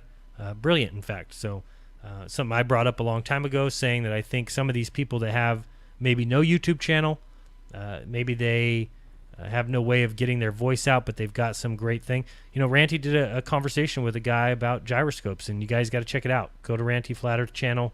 Watch, I guess it's on episode 2, even though it was originally episode 1, and somehow they got swapped. But long story short, check out that video and just listen to him talk about gyroscopes. And again, he just talks about it so plainly and clearly. And like I said before, you remember things that even you forgot, like how simple it is that the artificial horizon in a aircraft, if you're going from the North Pole to the South Pole, would have to invert and flip. You know, like, these things just don't happen. You know, a plane, it's called a plane for a reason. It's flying across the flat plane, and that's the way the gyroscope works. The gyroscope can tell if you're banking to the left, banking to the right, and then it resets. And it's the same when you land in an airport. It doesn't matter from where to where. That the gyroscope still knows the downward direction, and that's not the way gyroscopes are supposed to work. So let's see here what else we want to show. I've got lots of little links up. Let me bring up my browser 1 second here. By the way, thank you everybody for joining me. I do appreciate it as always. I do want to put a big shout out to my patrons. Thank you guys so much. You make this channel possible. You make everything I do possible. And one of the things that I wish, if I ever got to a patron amount of, I don't know what it would take, $5,000 a month. I know that's big dreams. But even with $5,000 a month, which even that would only be what, $60,000 a year. But even with that money, I could support myself, and at the same time, I could actually go out and take 2 trips a month and go somewhere and interview some of these guys. Let me bring up a story so you can kind of see what I'm talking about in that regard. Let me find it here. It's going to take me a second because links here to find it. Oh, yeah, this is one. So this is the kind of story that I see all the time that I'm like, damn it, if I had the money, the resources to fly to Michigan. Let me show you why I'm saying that. Let me bring this up. So I do appreciate all my patrons, but who is checking up on these guys who come out with stories like this? This is a story that I got recently. Satellite built by Michigan Tech students launches into space aboard the Falcon Heavy rocket. So what this is basically saying is that there's some Michigan Tech students who have developed, designed, and launched a Falcon Heavy, or a satellite. It's a satellite that they built. I want to go and interview the head of this organization from Michigan Tech. I want to interview the students. What did you put on this? What is there cameras? Can we look at these cameras? Because who is checking up on these people? The answer is nobody. Because all they have to do is release a press release, and you know how easy that is. Anybody can release a press release, and when you're Michigan Tech, it's very easy to release anything. It's very easy to say anything, and nobody's going to check up on them. Nobody's going to say, who built this? What did you build? What is it doing? Where can I see it? Can I get some access to it? Can I see what these images are bringing back? Can I see the cameras that you put on it? What is it supposed to be doing? When did it launch? When did you deliver it? I don't think anybody's checking up on these things, but that's the kind of thing that I could be able to do. Even if, like I said, even if I was making a few $1,000s a month on Patreon, which I'm not making yet. But these are the kind of things I don't think anybody else is doing. And when I've got 140,000 subscribers, it would only need 5,000 of those people to give $1 a month each. It's not much. But again, I understand if you can't support. There's not a lot of channels I support. There's a few. There's a few channels that I support on Patreon. And again, I've had people ask me before, wait a second, you're getting money through Patreon and you're also giving other people money? Absolutely. People like Eru, people like Nathan Oakley's channel, Ranty Flat Earth. There's other channels that I believe are doing a good job that I spend a lot of time on their channels watching the stuff that they've done. I spend a ton of time watching Ranty Flat Earth's channel. And I feel like those people deserve a little something. And so it may only be $5 or $10 a month. But that's how I repay them for the work that they're doing. And so if I'm doing that for you, if you're getting a little entertainment from my channel, if you're watching it occasionally, if you no longer watch TV because of my channel, hey, go to Patreon, add $5 a month, and let's see what we can get out of that. And if you can't, hey, my videos are free. Enjoy them. if I'm ever taken down from YouTube, which could be anytime soon, they have announced that they're going to start removing conspiracy channels because we're dangerous content, which is just ridiculous. Nothing I've ever said is dangerous. I don't promote hate. I don't say go and do crazy things to people. No, I say be kind. Don't lie to each other. Do your own research. All these things that I mentioned are all great things, and yet these are the kind of channels that they target. And if you think that's just because I'm saying the earth is flat, well, you can say anything you want on YouTube and it's allowed, but you're not allowed to say the earth is flat, or that you think the earth is flat, or that you have evidence that you think supports that assertion. They don't want that. That goes against the mainstream. That calls into question the entire education system, and that is absolutely something they don't want. But I think it's all important, and I think that we need more people doing this kind of work, and that's why I support the people that I enjoy. And again, if you can't support me for any reason, that's fine. But if I'm ever taken down from YouTube, the good thing is because of my patrons, I'll still be able to put up videos on my website. So that's always there. I don't do it yet because, hey, why wouldn't I use the YouTube platform, right? Why not use a platform where I can get a bunch of viewers, where I can get a bunch of views? I'm going to use that. But at any time, if that goes down, thanks to the people at Patreon, I'll be able to continue this work. I'll be able to continue doing my podcast. I'll be able to continue doing more videos. And actually, it would have probably opened it up to my ability to talk about more things that currently can't talk about. So yeah, so when I see a story like this, a satellite built by students at Michigan Technological University was one of 24 to launch into space aboard a SpaceX Falcon Heavy rocket Tuesday, June 25th. The school reports in a news release, like I said, it's a press release, that the student-built nanosatellite Oculus ASR will assist the federal government in more efficient and accurate monitoring of the myriad of objects circling the globe. See how easy it is to make a press release and say that? But who is following up with this? I'd fly out there, and I could probably do that with $1,000. Fly to Michigan Tech, organize an interview with these people, take my camera and interview them, and let them explain exactly what they're talking about. What did you do? Show me where this was built. Show me the designs. Show me the cameras. Did you put no cameras on it? Why would you put no cameras on it? Why, if you've spent, how much money did you spend on it? Where did the money come from? Is this a grant? Is it a grant from the government, considering you're helping the federal government? Is this all just a story? Is it real? Look into it. Let's look into it. But there's nobody who can do that right now. There's nobody who will do that right now. I could be that person, but again, those things take funding. Those things take resources. I don't have that at this time. So all I can do is bring them up on here, show them to you guys, and say, hey, I'm questioning this stuff. The launch supposedly happened from Kennedy Space Center. It was carrying 24 satellites. It's part of the U.S. Department of Defense's space test program. Again, who is following up with these people? I don't think anybody is. I would love to look into it. Thank you very much for Gorilla Forilla. $8 super chat. Thank you very much. I appreciate that. This is funny. This is supposed to be the video of them releasing it. I tried watching it earlier. Quiet down. I tried watching this earlier. Let's bring it up on the YouTubes. And I didn't even see it launch or release. I don't even know if I'm just missing it completely. But I just kept watching. Is that? Oh, maybe that's it releasing. Let me rewind it here. I don't even know. This thing? This little speck? I don't know what this stuff is. I haven't had time to watch this completely. But I don't see anything get released from this video. It's just nonsense. You know how easy this I could make this in 5 minutes. Eru can make this in 3 minutes. Again, this is classic. This new spherical timeline. Guess they couldn't stand for it to be flat anymore. Folks, if you think this is where you live and that this is a sphere, this is the edge of the sphere Earth. I mean, do you realize how big this land would have to be? It's not. This isn't Africa. You know how far away they'd have to be to have an image like this? Like, this is a tiny little piece of land. It's so ridiculous. And this is just fake. This whole shit they show you is nonsense. Yeah, so I never see anything get released. I don't know. I'll have to watch it later and do another show on it because I don't see anything. I don't even know what they're trying to show here. Anyway, such nonsense. Were you watching that? Yeah, you were. Just making sure. All right, let me bring up the next video for you. So we covered that. This is a great story. Oh, yeah. So the satellite built by Michigan Tech. I wish somebody was following up with that stuff. And I don't know who can do it. You know, I don't know. The idea, I would call it investigative jeranism. That's what I would call it. Because, you know, everyone's heard of investigative journalism, but that's gone away. You know, there's some things you can cover, but nobody's looking into the space. Nobody's looking into this stuff. So this is a great little story, and let me see. Yeah, this is another one that comes from the N2Yo. Bring this up for you real quick. All right, this story I just thought was funny. Something just recently. Of course, all this stuff is recent. This is June 12th, 2019. Bigelow Space wants to launch you into orbit with SpaceX for $52 million.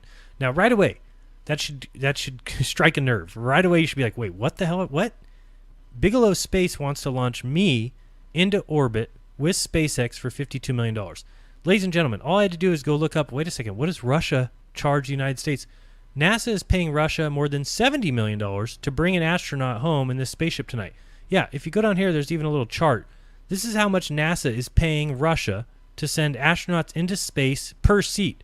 So Russia is charging the United States $81 million, okay? Because remember, we don't have a craft anymore. The United States doesn't have a craft that goes to space. They don't have a way to get people to space. They shut down the shuttles in 2011, which again makes absolutely zero sense. Imagine you had 4, you actually originally had 6 crafts that could take human beings to the space station, dock there, people could get out, work around, gather satellites, release satellites, get back in the craft, and it come back to Earth.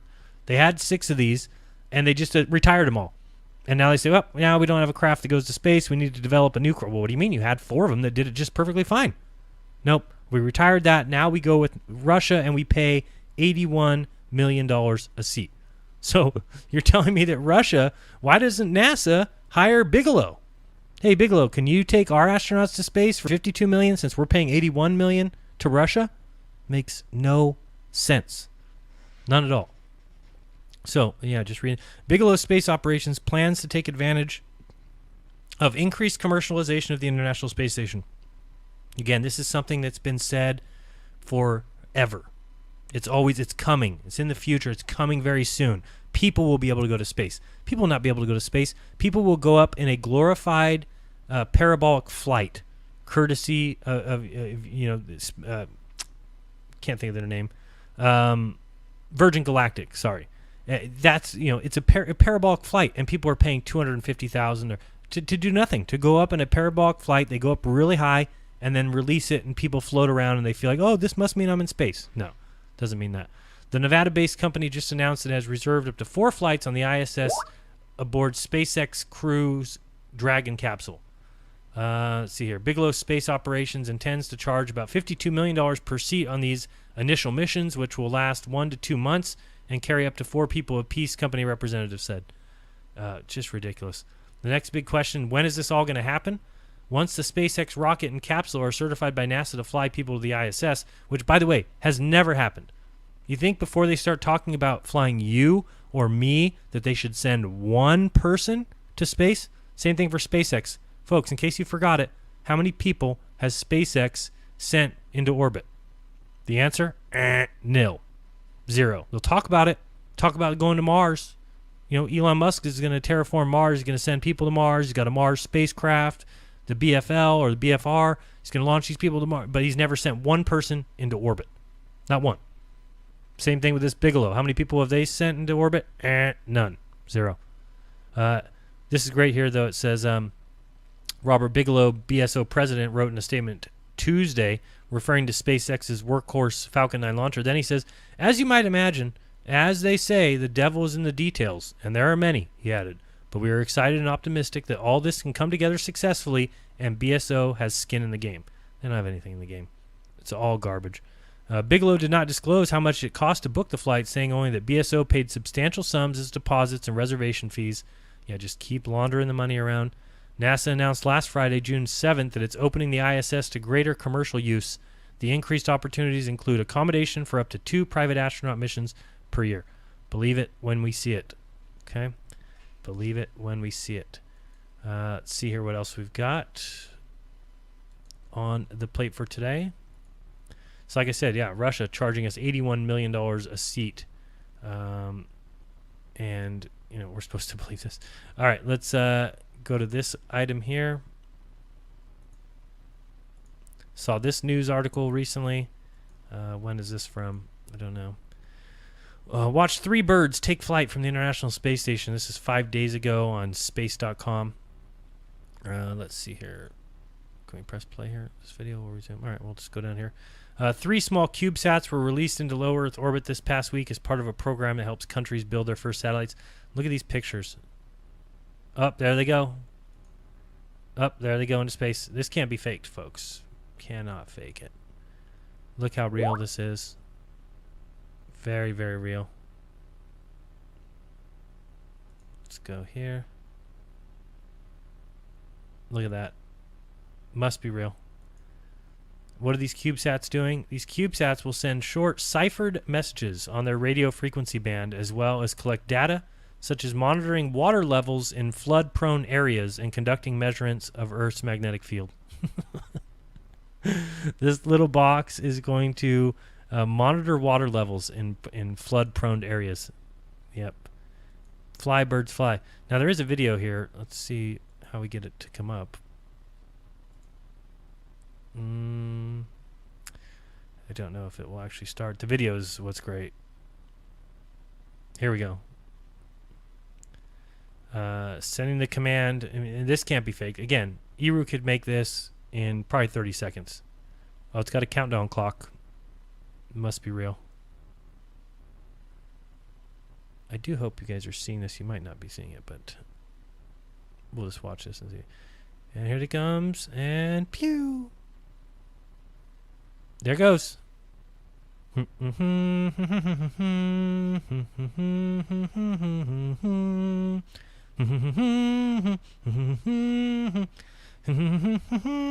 Fucking bullshit. Yeah, this is nonsense. There it goes, and it's falling. It's in orbit. It's not going to hit the Earth, guys. Don't worry. It's not like the asteroid's coming. Oh, that's the end of the video. That's great. Thank you very much for that. Yeah, this is the birds taking flight. It's just such nonsense. Oh, here comes another video. Let's see. Is this a different one? Oh, yeah, different one. Look at that. How can you disagree with any of this? There it goes. Changes color and everything. It's in orbit. It's right above your head. It's sending signals and monitoring water in flood prone. Here we go. Shaking hands with everybody. Congratulations. Oh, thank you. Oh, thank you, sir. Oh, thank you. Thank you, ma'am. Thank you very much. We did very well. Yep. We lied about this and people believe it. And let's get some more money from taxpayers. Yeah? Yeah, okay, good. You want more money? Yes. Thank you, guys. Yes, everybody from JAXA. We just launched 3 little boxes. They're above your heads now, and we'll be able to take more taxpayers' money. Hope everybody's happy. Do I have any questions? Yes. Don't we already have satellites, and don't we have already high-tech and high-speed communications and internet and cell phone usage? What will these things actually do for us? Doesn't seem like they'll do anything different.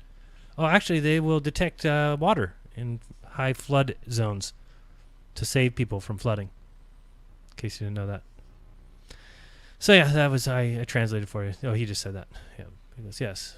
We're very proud of our space program and the fact that we can launch boxes in the sky. It's very exciting. So yeah, that's fun. Let's go here. Oh, this is great too. Speaking of great stories. This NASA video tour of the moon in 4K is simply breathtaking. So first of all, this is the LRO thing going around. Okay. Here's your picture of the moon in 4K. Isn't it exciting? Very exciting. And here you go. This is the 4K video, I guess, of the moon. If anybody believes this, get out of town. Are you kidding me? Oh, that's what I'll do in another show, too, is show you all the videos from JAXA of the moon. Yeah. That's in 4K, by the way, folks, in case you didn't realize that. Down a little bit further here. Let's find it. Look at this. This is classic. Close that. So this is the Lunar Reconnaissance Orbiter. And there's a picture of the lander. There it is. See it? And the tracks. And the rover. These are the Apollo 17 landing site cameos in a new video from NASA's Reconnaissance Orbiter. Folks, if you believe this, man, I've got a bridge in Denver I want to sell you. Look at this. This is the lander. If you believe that, I feel bad for you. I really do feel sorry for you.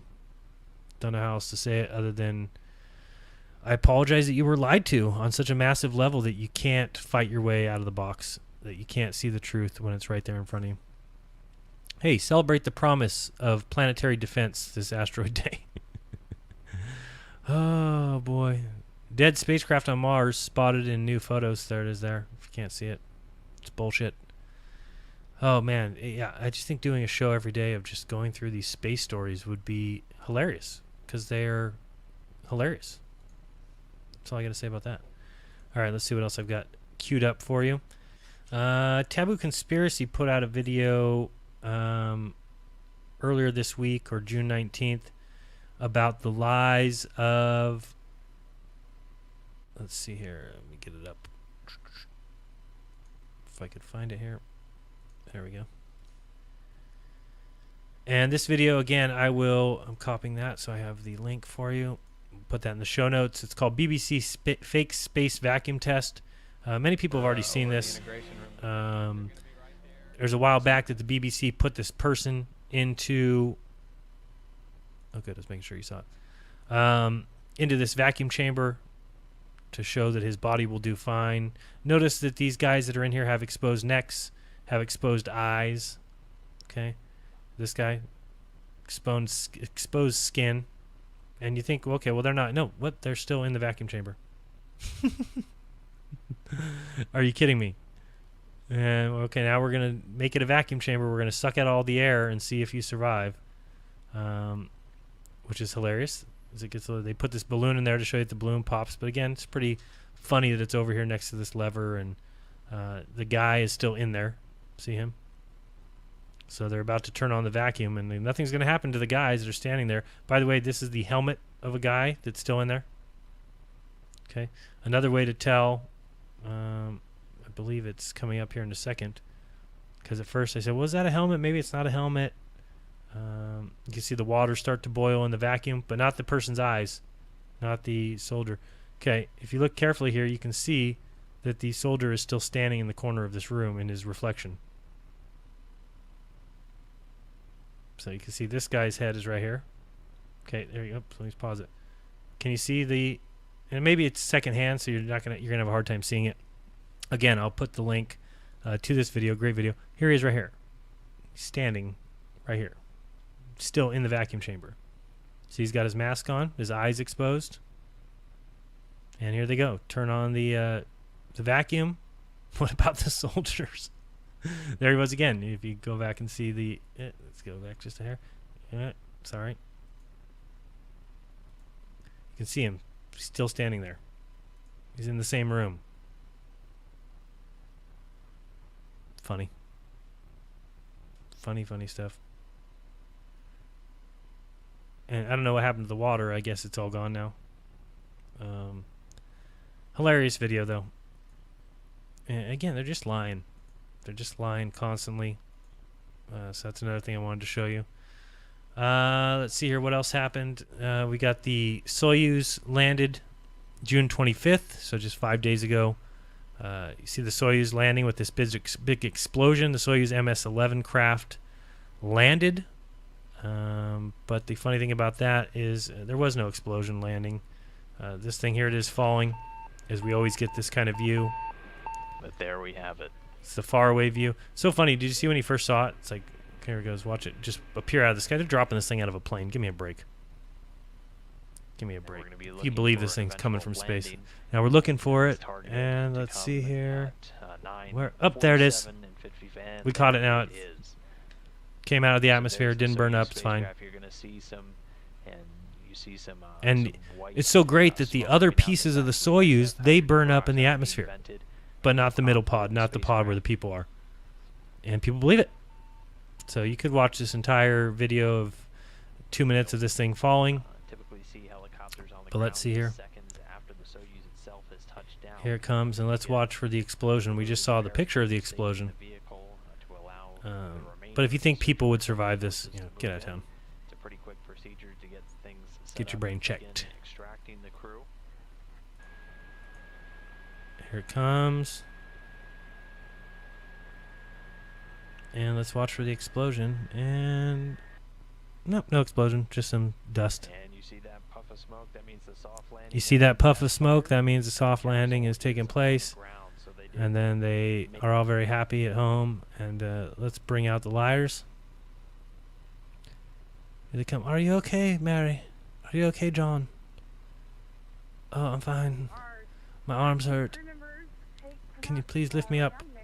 I can wave just fine and everything, but... Oh, I can lift my leg out just fine. That's fine, but I need to be carried down this little slide. Here we go. All 15 people help her. Oh, so hard work to be in space and float around. Such hard work. Nonsense. And look at the people that show up to this thing. Shh. The military. Just look at the military presence. By the way, they don't let any media anywhere near this unless you're approved.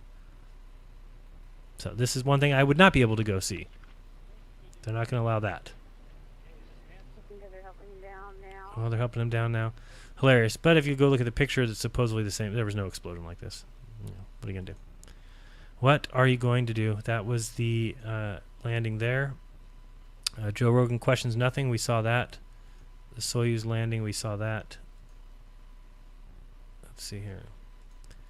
Close that. What's this one? We got NASA approves development of flying drone to explore. Oops, sorry, that's the wrong feed. You want this one. There we go. NASA approves development of flying drone to explore Saturn's moon Titan. Oh boy. Here's an artist's conception of the Dragonfly mission to Saturn's moon Titan. Yep, we're just going to fly around with these drones. Oh, way over there. You know, with luckily they got solar panels on them and satellites to send data back some 2.2 billion miles. Makes a lot of sense. The Dragonfly mission will launch in 2026 and reach Titan in 2034. Oh man, they just keep pushing it out, keep pushing it out. People keep believing it. They keep giving their tax money. They keep giving their hopes and their dreams into a place they'll never go. You'll never know how real this is or how fake it is if you believe it. Or you can just call fake like I do. It's fake. Nonsense. Titan is a very Earth-like place despite the fact that the materials are very different at this very low temperature, and the bedrock is water ice, and the sand dunes are made of organic sand grains, and the liquid on the surface is liquid methane. Okay. Believe that if you want. Me, I don't believe it. Nope. And so we're going to skip that one. We got Russia. We talked about that one. And now we've got... all right. Oh, yeah, I forgot who I saw this. I think Anon posted this on Streamable. Just another example of things disappearing from the bottom up. Let's press play here. Flush to the ground. He's got his pen light. And again, cue the globe believers to say, well, the ground is uneven. The ground of this floor must have imperfections. But then again, they ask the same question of when we don't see the bottom of buildings across water, they say, well, why can't you see the bottoms of buildings? Well, I don't know. Could have anything to do with the waves. Could have anything to do with the tide. Could have anything to do with the swell. No, they don't worry about that. Let's see. Let's move a little bit further here. Why is my video not working? Hey, thank you very much. Appreciate that, Gorilla Forilla. $5 super chat. Thank you so much. Appreciate it. Means a lot. I don't know why this video is not playing now. Let's try and reload it. If that doesn't work, okay. Here's a flashlight. Let me see if I can skip forward here. All right, so you can see the light down there at the end of the hall. Keeps moving further and further away.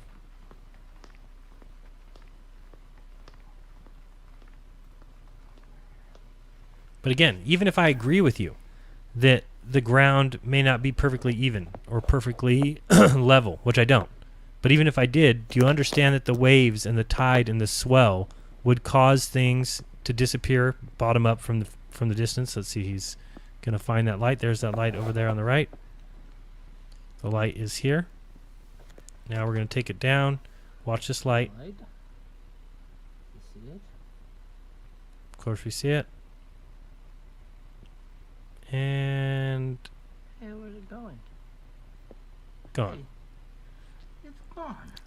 Imagine that. Of course, globe believers will look for any excuse possible, and they don't realize that a little tiny wave would block you from seeing across the water from one side to the other and seeing shore to shore.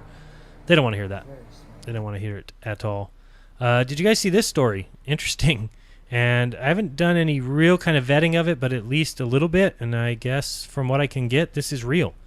A Spanish soccer club changes its name to Flat Earth FC. That's what it says. Check the site out. It's marca.com. Says football in support of the Flat Earth movement. A promotion to the Spanish fourth flight has been followed by a change in a name for Móstoles Balompié, as the club is now called Flat Earth FC. Their president, Javi Poves, decided to rename the club to support the Flat Earth movement and its followers around the world.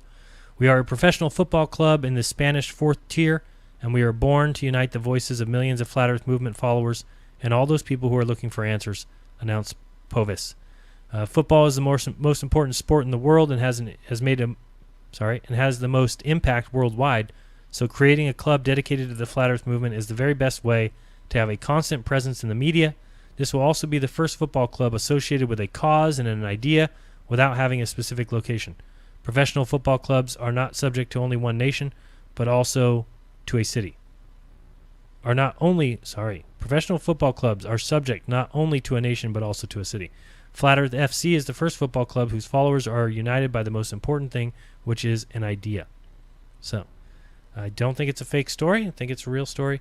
But we'll vet that further and let you know. Just thought I would bring that up. Another video I will... Oh, do I have a link? Yeah, I have a link for that. Let me grab this link. Another video by Anima Animus, Truth in Plain Sight, that premiered about a week ago that I thought was very interesting. He's talking to a... Make sure we got this up. Yep. He's talking to a pilot here, and the pilot seems to admit that he can see the top of the Himalayan mountains from a few thousand miles away, which of course is ridiculous on any kind of a globe.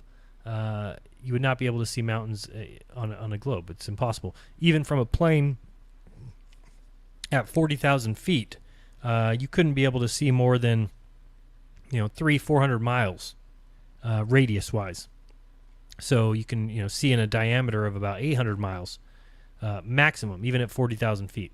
So I don't know what this guy's talking about, but check this video out. I'm not sure that these kind of could be considered the top of the Himalaya. Or they look kind of, but I understand if somebody said, well, no, those are just clouds. Let's say too many miles. Sorry. They could just be clouds. I don't know. But did I already copy that? I'm going to copy that, put that in the show link so you can check out this video. Oops, and I need to subscribe to that channel. So anyway, check it out. It's Truth in Plain Sight. He's got his YouTube channel here and Facebook. So definitely subscribe there. But check out this video. He talks to a pilot, looks like in an airport, and the pilot seems to say, well, yeah, you can see that far. You can see those mountains from thousands of miles away because they're peeking out from behind the curve. But that doesn't make any sense. Obviously, he doesn't never done the math, and this is just more interesting information about pilots who have never thought about it. So, David Weiss did 2 great videos recently about Owen Benjamin. Let's watch both those before we get to the Flat Earth debate toe tag that I think is hilarious. If you're going to a Flat Earth conference, is it true? Yeah, in November I'm performing there. I'm doing stand-up there. Oh, so people who don't know that, the Flat Earth Conference coming up in November of this year, that will be in Dallas, Texas. I'll be there, which is reason enough that you guys should all get tickets and go. What's better than flying cross-country to meet me? Nothing. I mean, really. So, anyway, come say hi, and you'll also get to meet Owen Benjamin, who's going to be there doing a stand-up comedy act, and it will be great. But somebody just asked him in a chat, so here we go. We'll let it play from here. It's only a minute long. Bear with it. If you're going to a Flat Earth conference, is it true? Yeah, in November I'm performing there. I'm doing stand-up there. Some people are like, how dare you associate with the Flat... Guys, I've done stand-up at universities, which are evil. Flat Earth people are smarter than the average bear. I haven't committed to the Flat Earth model because I'm enjoying my freedom. You know, NASA used to beat me, okay? NASA used to abuse me. NASA was verbally abusive. And now that I'm divorced from NASA, I'm enjoying my freedom. I'm thinking about whether or not this is a realm, or whether or not it's flat, or is it an incomprehensibly big globe? I don't know what the fuck gravity even is.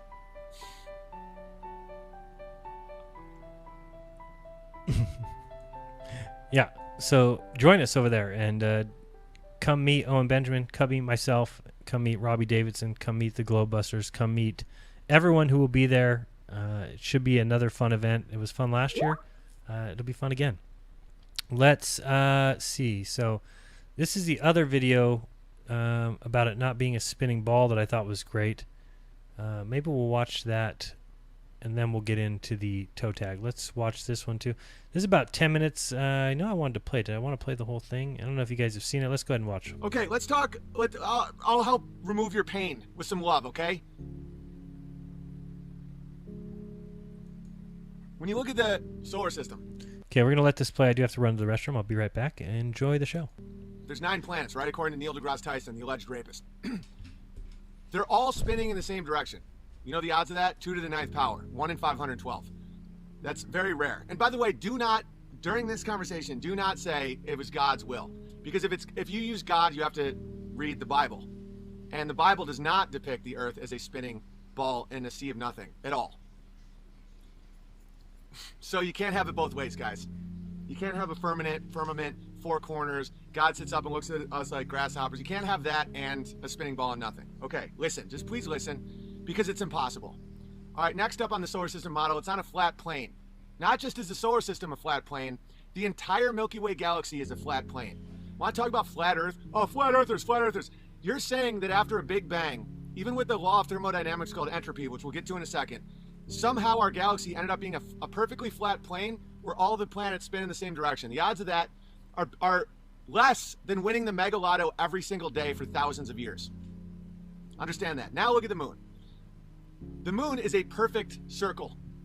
The odds that happened after Big Bang and just chaos of atoms and particles and dust and rocks colliding is 0. The odds are literally 0. There's no force, there's no wind, there's no erosion, there's no water, there's no force acting upon that moon that would make it a perfect sphere. Next up, why are the craters all perfect spheres? The way asteroids hit, side angle, we've never witnessed an asteroid, okay?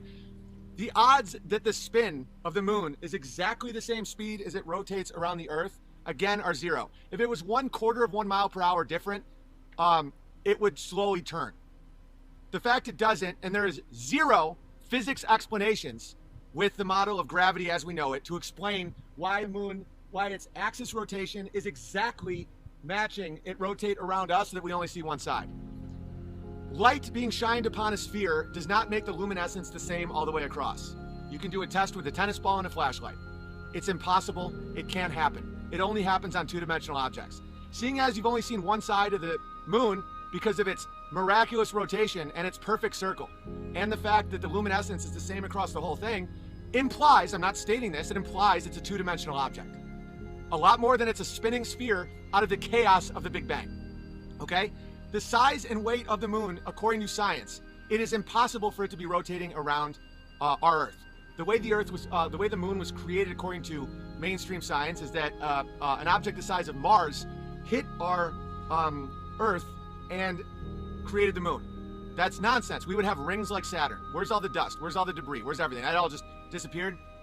That makes no sense at all. Next up, the sun is 400 times bigger and miraculously 400 times farther away than the moon. And like 2 machine-cut quarters, they line up perfectly to make an eclipse. The odds of that are 1 in trillions times 1 in trillions times 1 in trillions. It's not possible. That the perfect circles in this world, which can't happen on the moon given the existing model. And we've been saying this forever. And by the way, I apologize. I know I didn't mute my microphone as I went to the bathroom, so if you had to hear that, I apologize. I've always had a bit of a, I don't know, what do you want to call it, fire hose stream, so sorry about that. Hopefully it didn't go across, but if it did, hey, I didn't mean to be rude. I just forgot to mute my mic as I walked away and realized it about midstream and said, uh-oh. And ever since I've started drinking distilled water, it's much worse. So anyway, I do apologize. Line up perfectly. But anyway, we've been saying this forever about everything that they tell us about what's in the sky, what's above us. And I ask you again to go out tonight, look up at the stars, go grab a blanket, grab your wife, grab your children, and go lay on the grass and just stare up at the stars and think about what they've told you you're looking at. These other suns that are trillions upon trillions of miles away. And when you see two stars very close to each other, imagine that there's actually trillions of miles between them. It's nonsense. It's fairy tales. It's make-believe. It's Narnia. With something 400 times larger from a third factor, which is your fixed position on an Earth that they claim is spinning 1,000 miles an hour. Okay. Not to mention the speed it's going around the sun, and the speed that the sun and the Earth are going around the Milky Way. Not to mention the speed that the Milky Way and the sun and the Earth are going around the Great Attractor.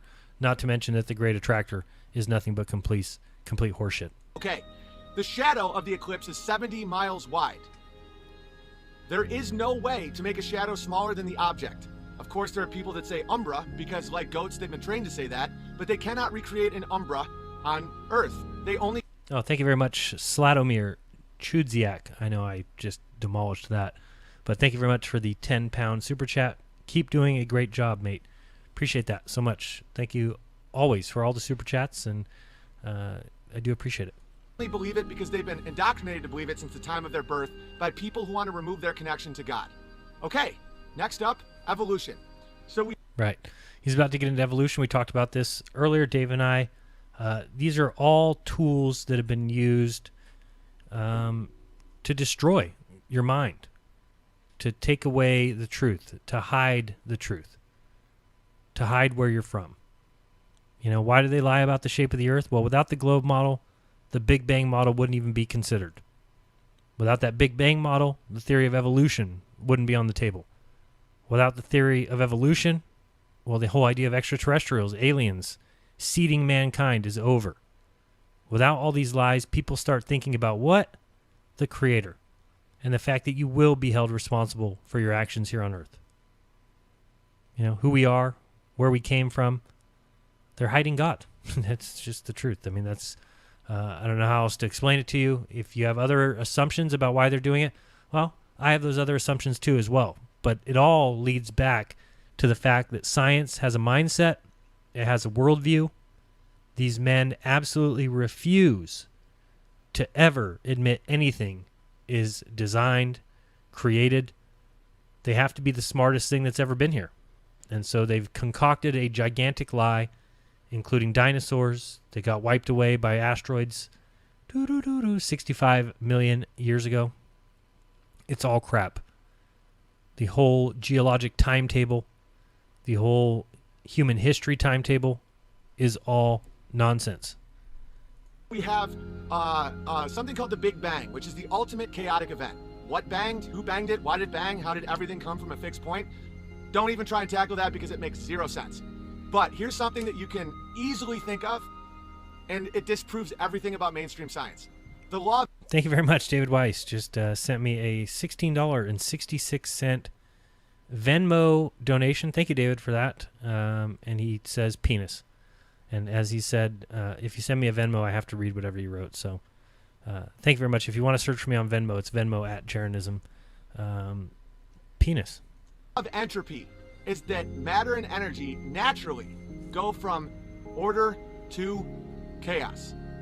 If you break a glass, even after 1 billion years, the broken shards will not reform into the glass because objects have a tendency towards entropy. Nor will they make anything else. Nor will those shards of glass become some other design.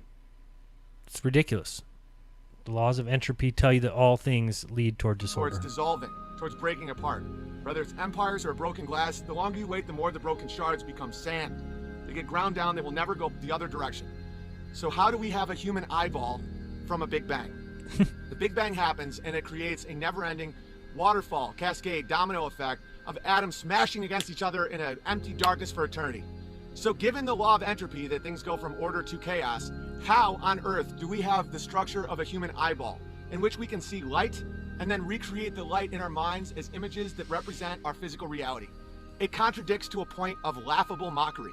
Okay, now understand that if anyone says, well, sexual selection, Big Bear, You know, over long periods of time, I used to believe this stuff too. I believed all of it. I loved astronomy. I minored in evolution in college. I loved thinking about how the environment would interact with a human being, increase their odds of procreation or decrease their odds of procreation, and certain genes would pass. Nonsense. You're telling me that that force that created the human eyeball, which is unbelievably complicated, that through a long process of light hitting cells and then becoming rods and cones, if that's from sexual selection, why does our skin burn in the sun?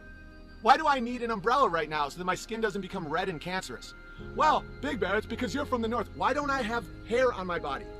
Why would I die outside in 30-degree weather without a structure around me? If my people came from Northern Europe, which they did for so long, how come I didn't evolve to not die in the snow?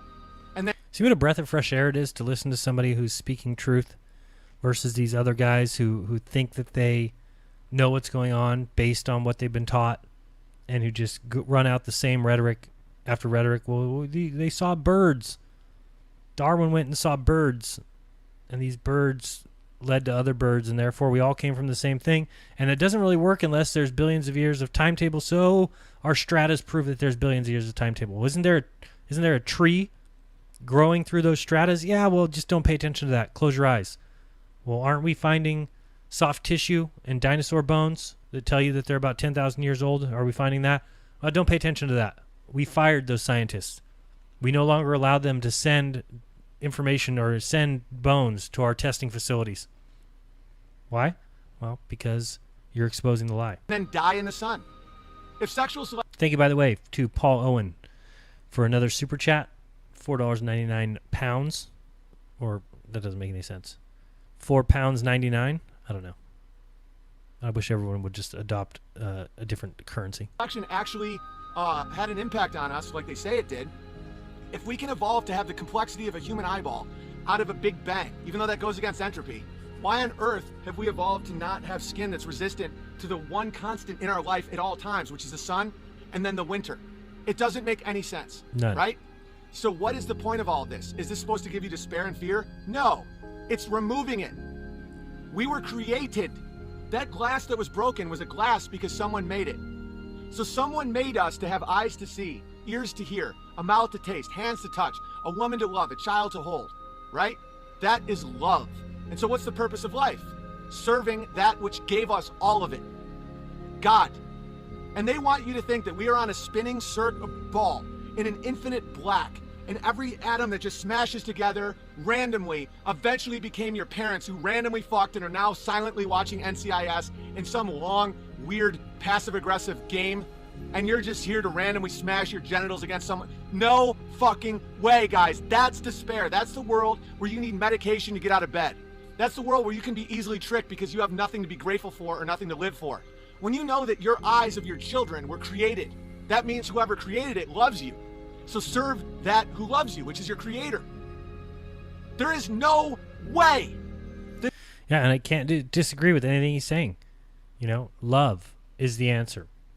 Taking care of your neighbor is the answer.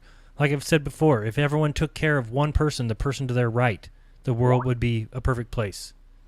It would be heaven on earth. But people are so caught up in all the nonsense, all the drama, all the hate, the constant pushing of this left versus right, gay versus straight. It's the constant attempt to remove love from the equation. That's their goal. The more they make you hate people, the more they make you hate each other, the more they make you fight. And, you know, so flat earth being dangerous is just such nonsense when we're trying to bring people back to what's important. You know, I've started drinking my distilled water, started growing my own vegetables. I now have cucumbers and squash and zucchini, tomatoes, everything I'm growing myself. It's beautiful. It's free. You know, sure, it cost me $40 to set up some bricks to make some beds to put the soil in. But from that point, now when you start realizing what's important and not eating any processed foods, packaged foods, come to my house and see my fridge. Come to my house and see my cupboards and how all that stuff has gone away from my life. I've lost weight. I'm happier. I'm healthier. Quit smoking.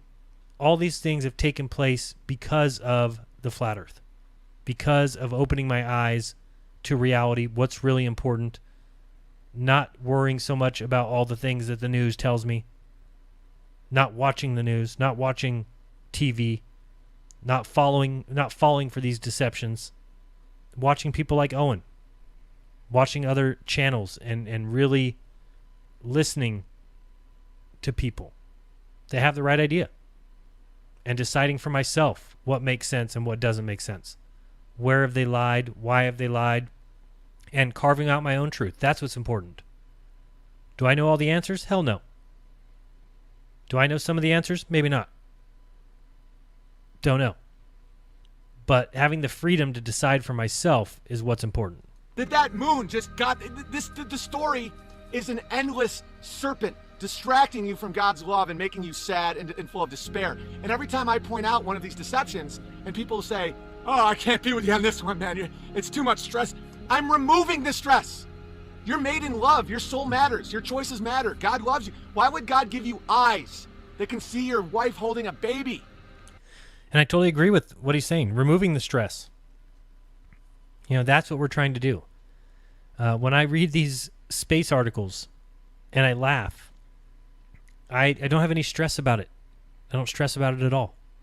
It's funny to me. These deceptions are gross and they're blatant, and I feel bad for those people who are still trapped in them. But I also appreciate my own knowledge, my own understanding of life now. I appreciate my own acceptance of reality around me. And I don't need to be lied to and told I'm on a spinning ball flying through outer space at crazy speeds. I don't need to be afraid of asteroids coming to destroy me. I don't need to worship Lady and these other satellites that find water on the moon because I don't care. It's all false. And you can believe it if you want. That's the great thing about my channel. I've always told you guys that. And if you don't like my content, you don't like what I talk about, you don't like my opinions of the things I talk about, click the block button. Obviously, many people have. My subscriber numbers are going down. Does it bother me? No. What am I going to do? I'm going to keep speaking like I always have. I'm going to keep holding to my opinions unless somebody proves them otherwise, unless somebody shows me the amount of evidence that I need to switch my beliefs. Then I'll start to change. Then I'll start to see. But having that openness and that ability to do so is what's so fantastic. That came out of chaos? No. Why would God make all these unbelievable nonsense things that everyone tries to explain away? None of the scientists have any cohesion whatsoever. You know, they just changed the time frame of the Big Bang by 1 billion years, and no one batted an eye because they are not walking with God. Have gratitude. When you have gratitude towards your Creator, and it's not necessarily for me that they're not walking with God as much as it is that they have no desire for truth. They need truth within their paradigm, within their current understanding. Science cannot go backwards and ever admit that they were grossly wrong about something now, especially of this magnitude. They can't. It's just not going to happen. And so you need to be able to stand up and say, I just don't believe it anymore. Climate change, I don't believe it anymore. Vaccines are safe and healthy, I don't believe it anymore. You know, packaged foods are okay, Monsanto is great, I don't believe it anymore. It's very easy to do. The sugar epidemic that's causing all this obesity and all these problems, fluoride in your water that causes a docile society, is all problems. simple. Thank you, by the way. A couple of super chats. Schools should demonstrate water sticking to a globe experiment. Possible. Can't be demonstrated because it's impossible. Especially spinning 1,000 miles per hour, flying around through space with an attached atmosphere. And the oceans just sit there. The lakes just sit there. It's impossible. Thank you very much, Flatza. Captain Flatastic. That's my new favorite screen name. That's great. Before the Great Flood, it never rained on Earth. Again, I don't think they know the history of 200 years ago, let alone what happened before the flood. But it wouldn't surprise me. K. Hodge, thank you very much for the super chat. Appreciate it. Just be thankful. Every day, be thankful. That this. If you're not going to bed and thanking God, I thank God. You can call it whatever you want. Some people don't like that name. Some people still have this connection of thinking it's a bearded man in space. Thank the universe, whatever you need to thank. But be thankful for all the good things around you, all the glory around you, all the beauty around you, all the design around you that allows you to live this existence. And that's why I say the earth is all that there is. This is it. To think about other places in the sky is ridiculous. It's not true. let's continue. This was created, that this isn't random results of genital smashing. And then when you're thankful, when you say, thank you, God, God says, no problem. God is everything, guys. This is created out of love and form. And when you see it, your life has more form and order and beauty and love. You can forgive. You can call out bullshit. You can get mad and not be scared that you're bubbling. And if you think he's lying, try it. I dare you. Try it. He's not. It releases so much. And that's why I always thank my patrons for making this channel possible, because it's because of them, it's because of you guys, it's because of everybody listening now that my life is 10 times better. I hope that that gets spread back to you. I really do. If I knew of a way to do that better, I would. But I think that those people all have the same responses that I do, that David Weiss does, that Bob Nodell has, that all these people that, that's why we go to these conferences. That's why we get together. That's why we have Flat Earth meetups, is because we're all enjoying life so much more, even now that we're not lied to about it, or we're still lied to about it, but we don't accept those things. And it's just 10 times better, and it's the answer to getting them out of your head. Okay, it doesn't matter what Kamala Harris said to Biden. Who cares? Doesn't matter. It's all meant to confuse you. It's all meant to keep you trapped. With rage. The purpose of your life is to have gratitude and purpose and serve God, that which made you. That science didn't give you eyes. Random fucking over 1 billion years didn't give you ears. God did. And that's logic. Do you think logic and math explains how our fucking solar system and galaxy is a straight flat plane? And even though we have the law of entropy, for some reason, the most complicated physical things that we can't imagine just came out of fucking? You're out of your mind. That is the illogic. Logic comes from a word, guys. Logos, logic. It's the same word, the word. God, form, natural law. It's all the same thing. You know what is real and what is not real. And when you know truth will set you free, work will set you free. Labor, truth, love, family, soil. That's what's real. Then you won't fall for these tricks. How can you not agree with Owen? How can you not see why Dave Weiss is a super fan? I can see it. It just makes so much sense to me. And everything he says is based in truth, and it's true. You know, he's really helped me out with a lot.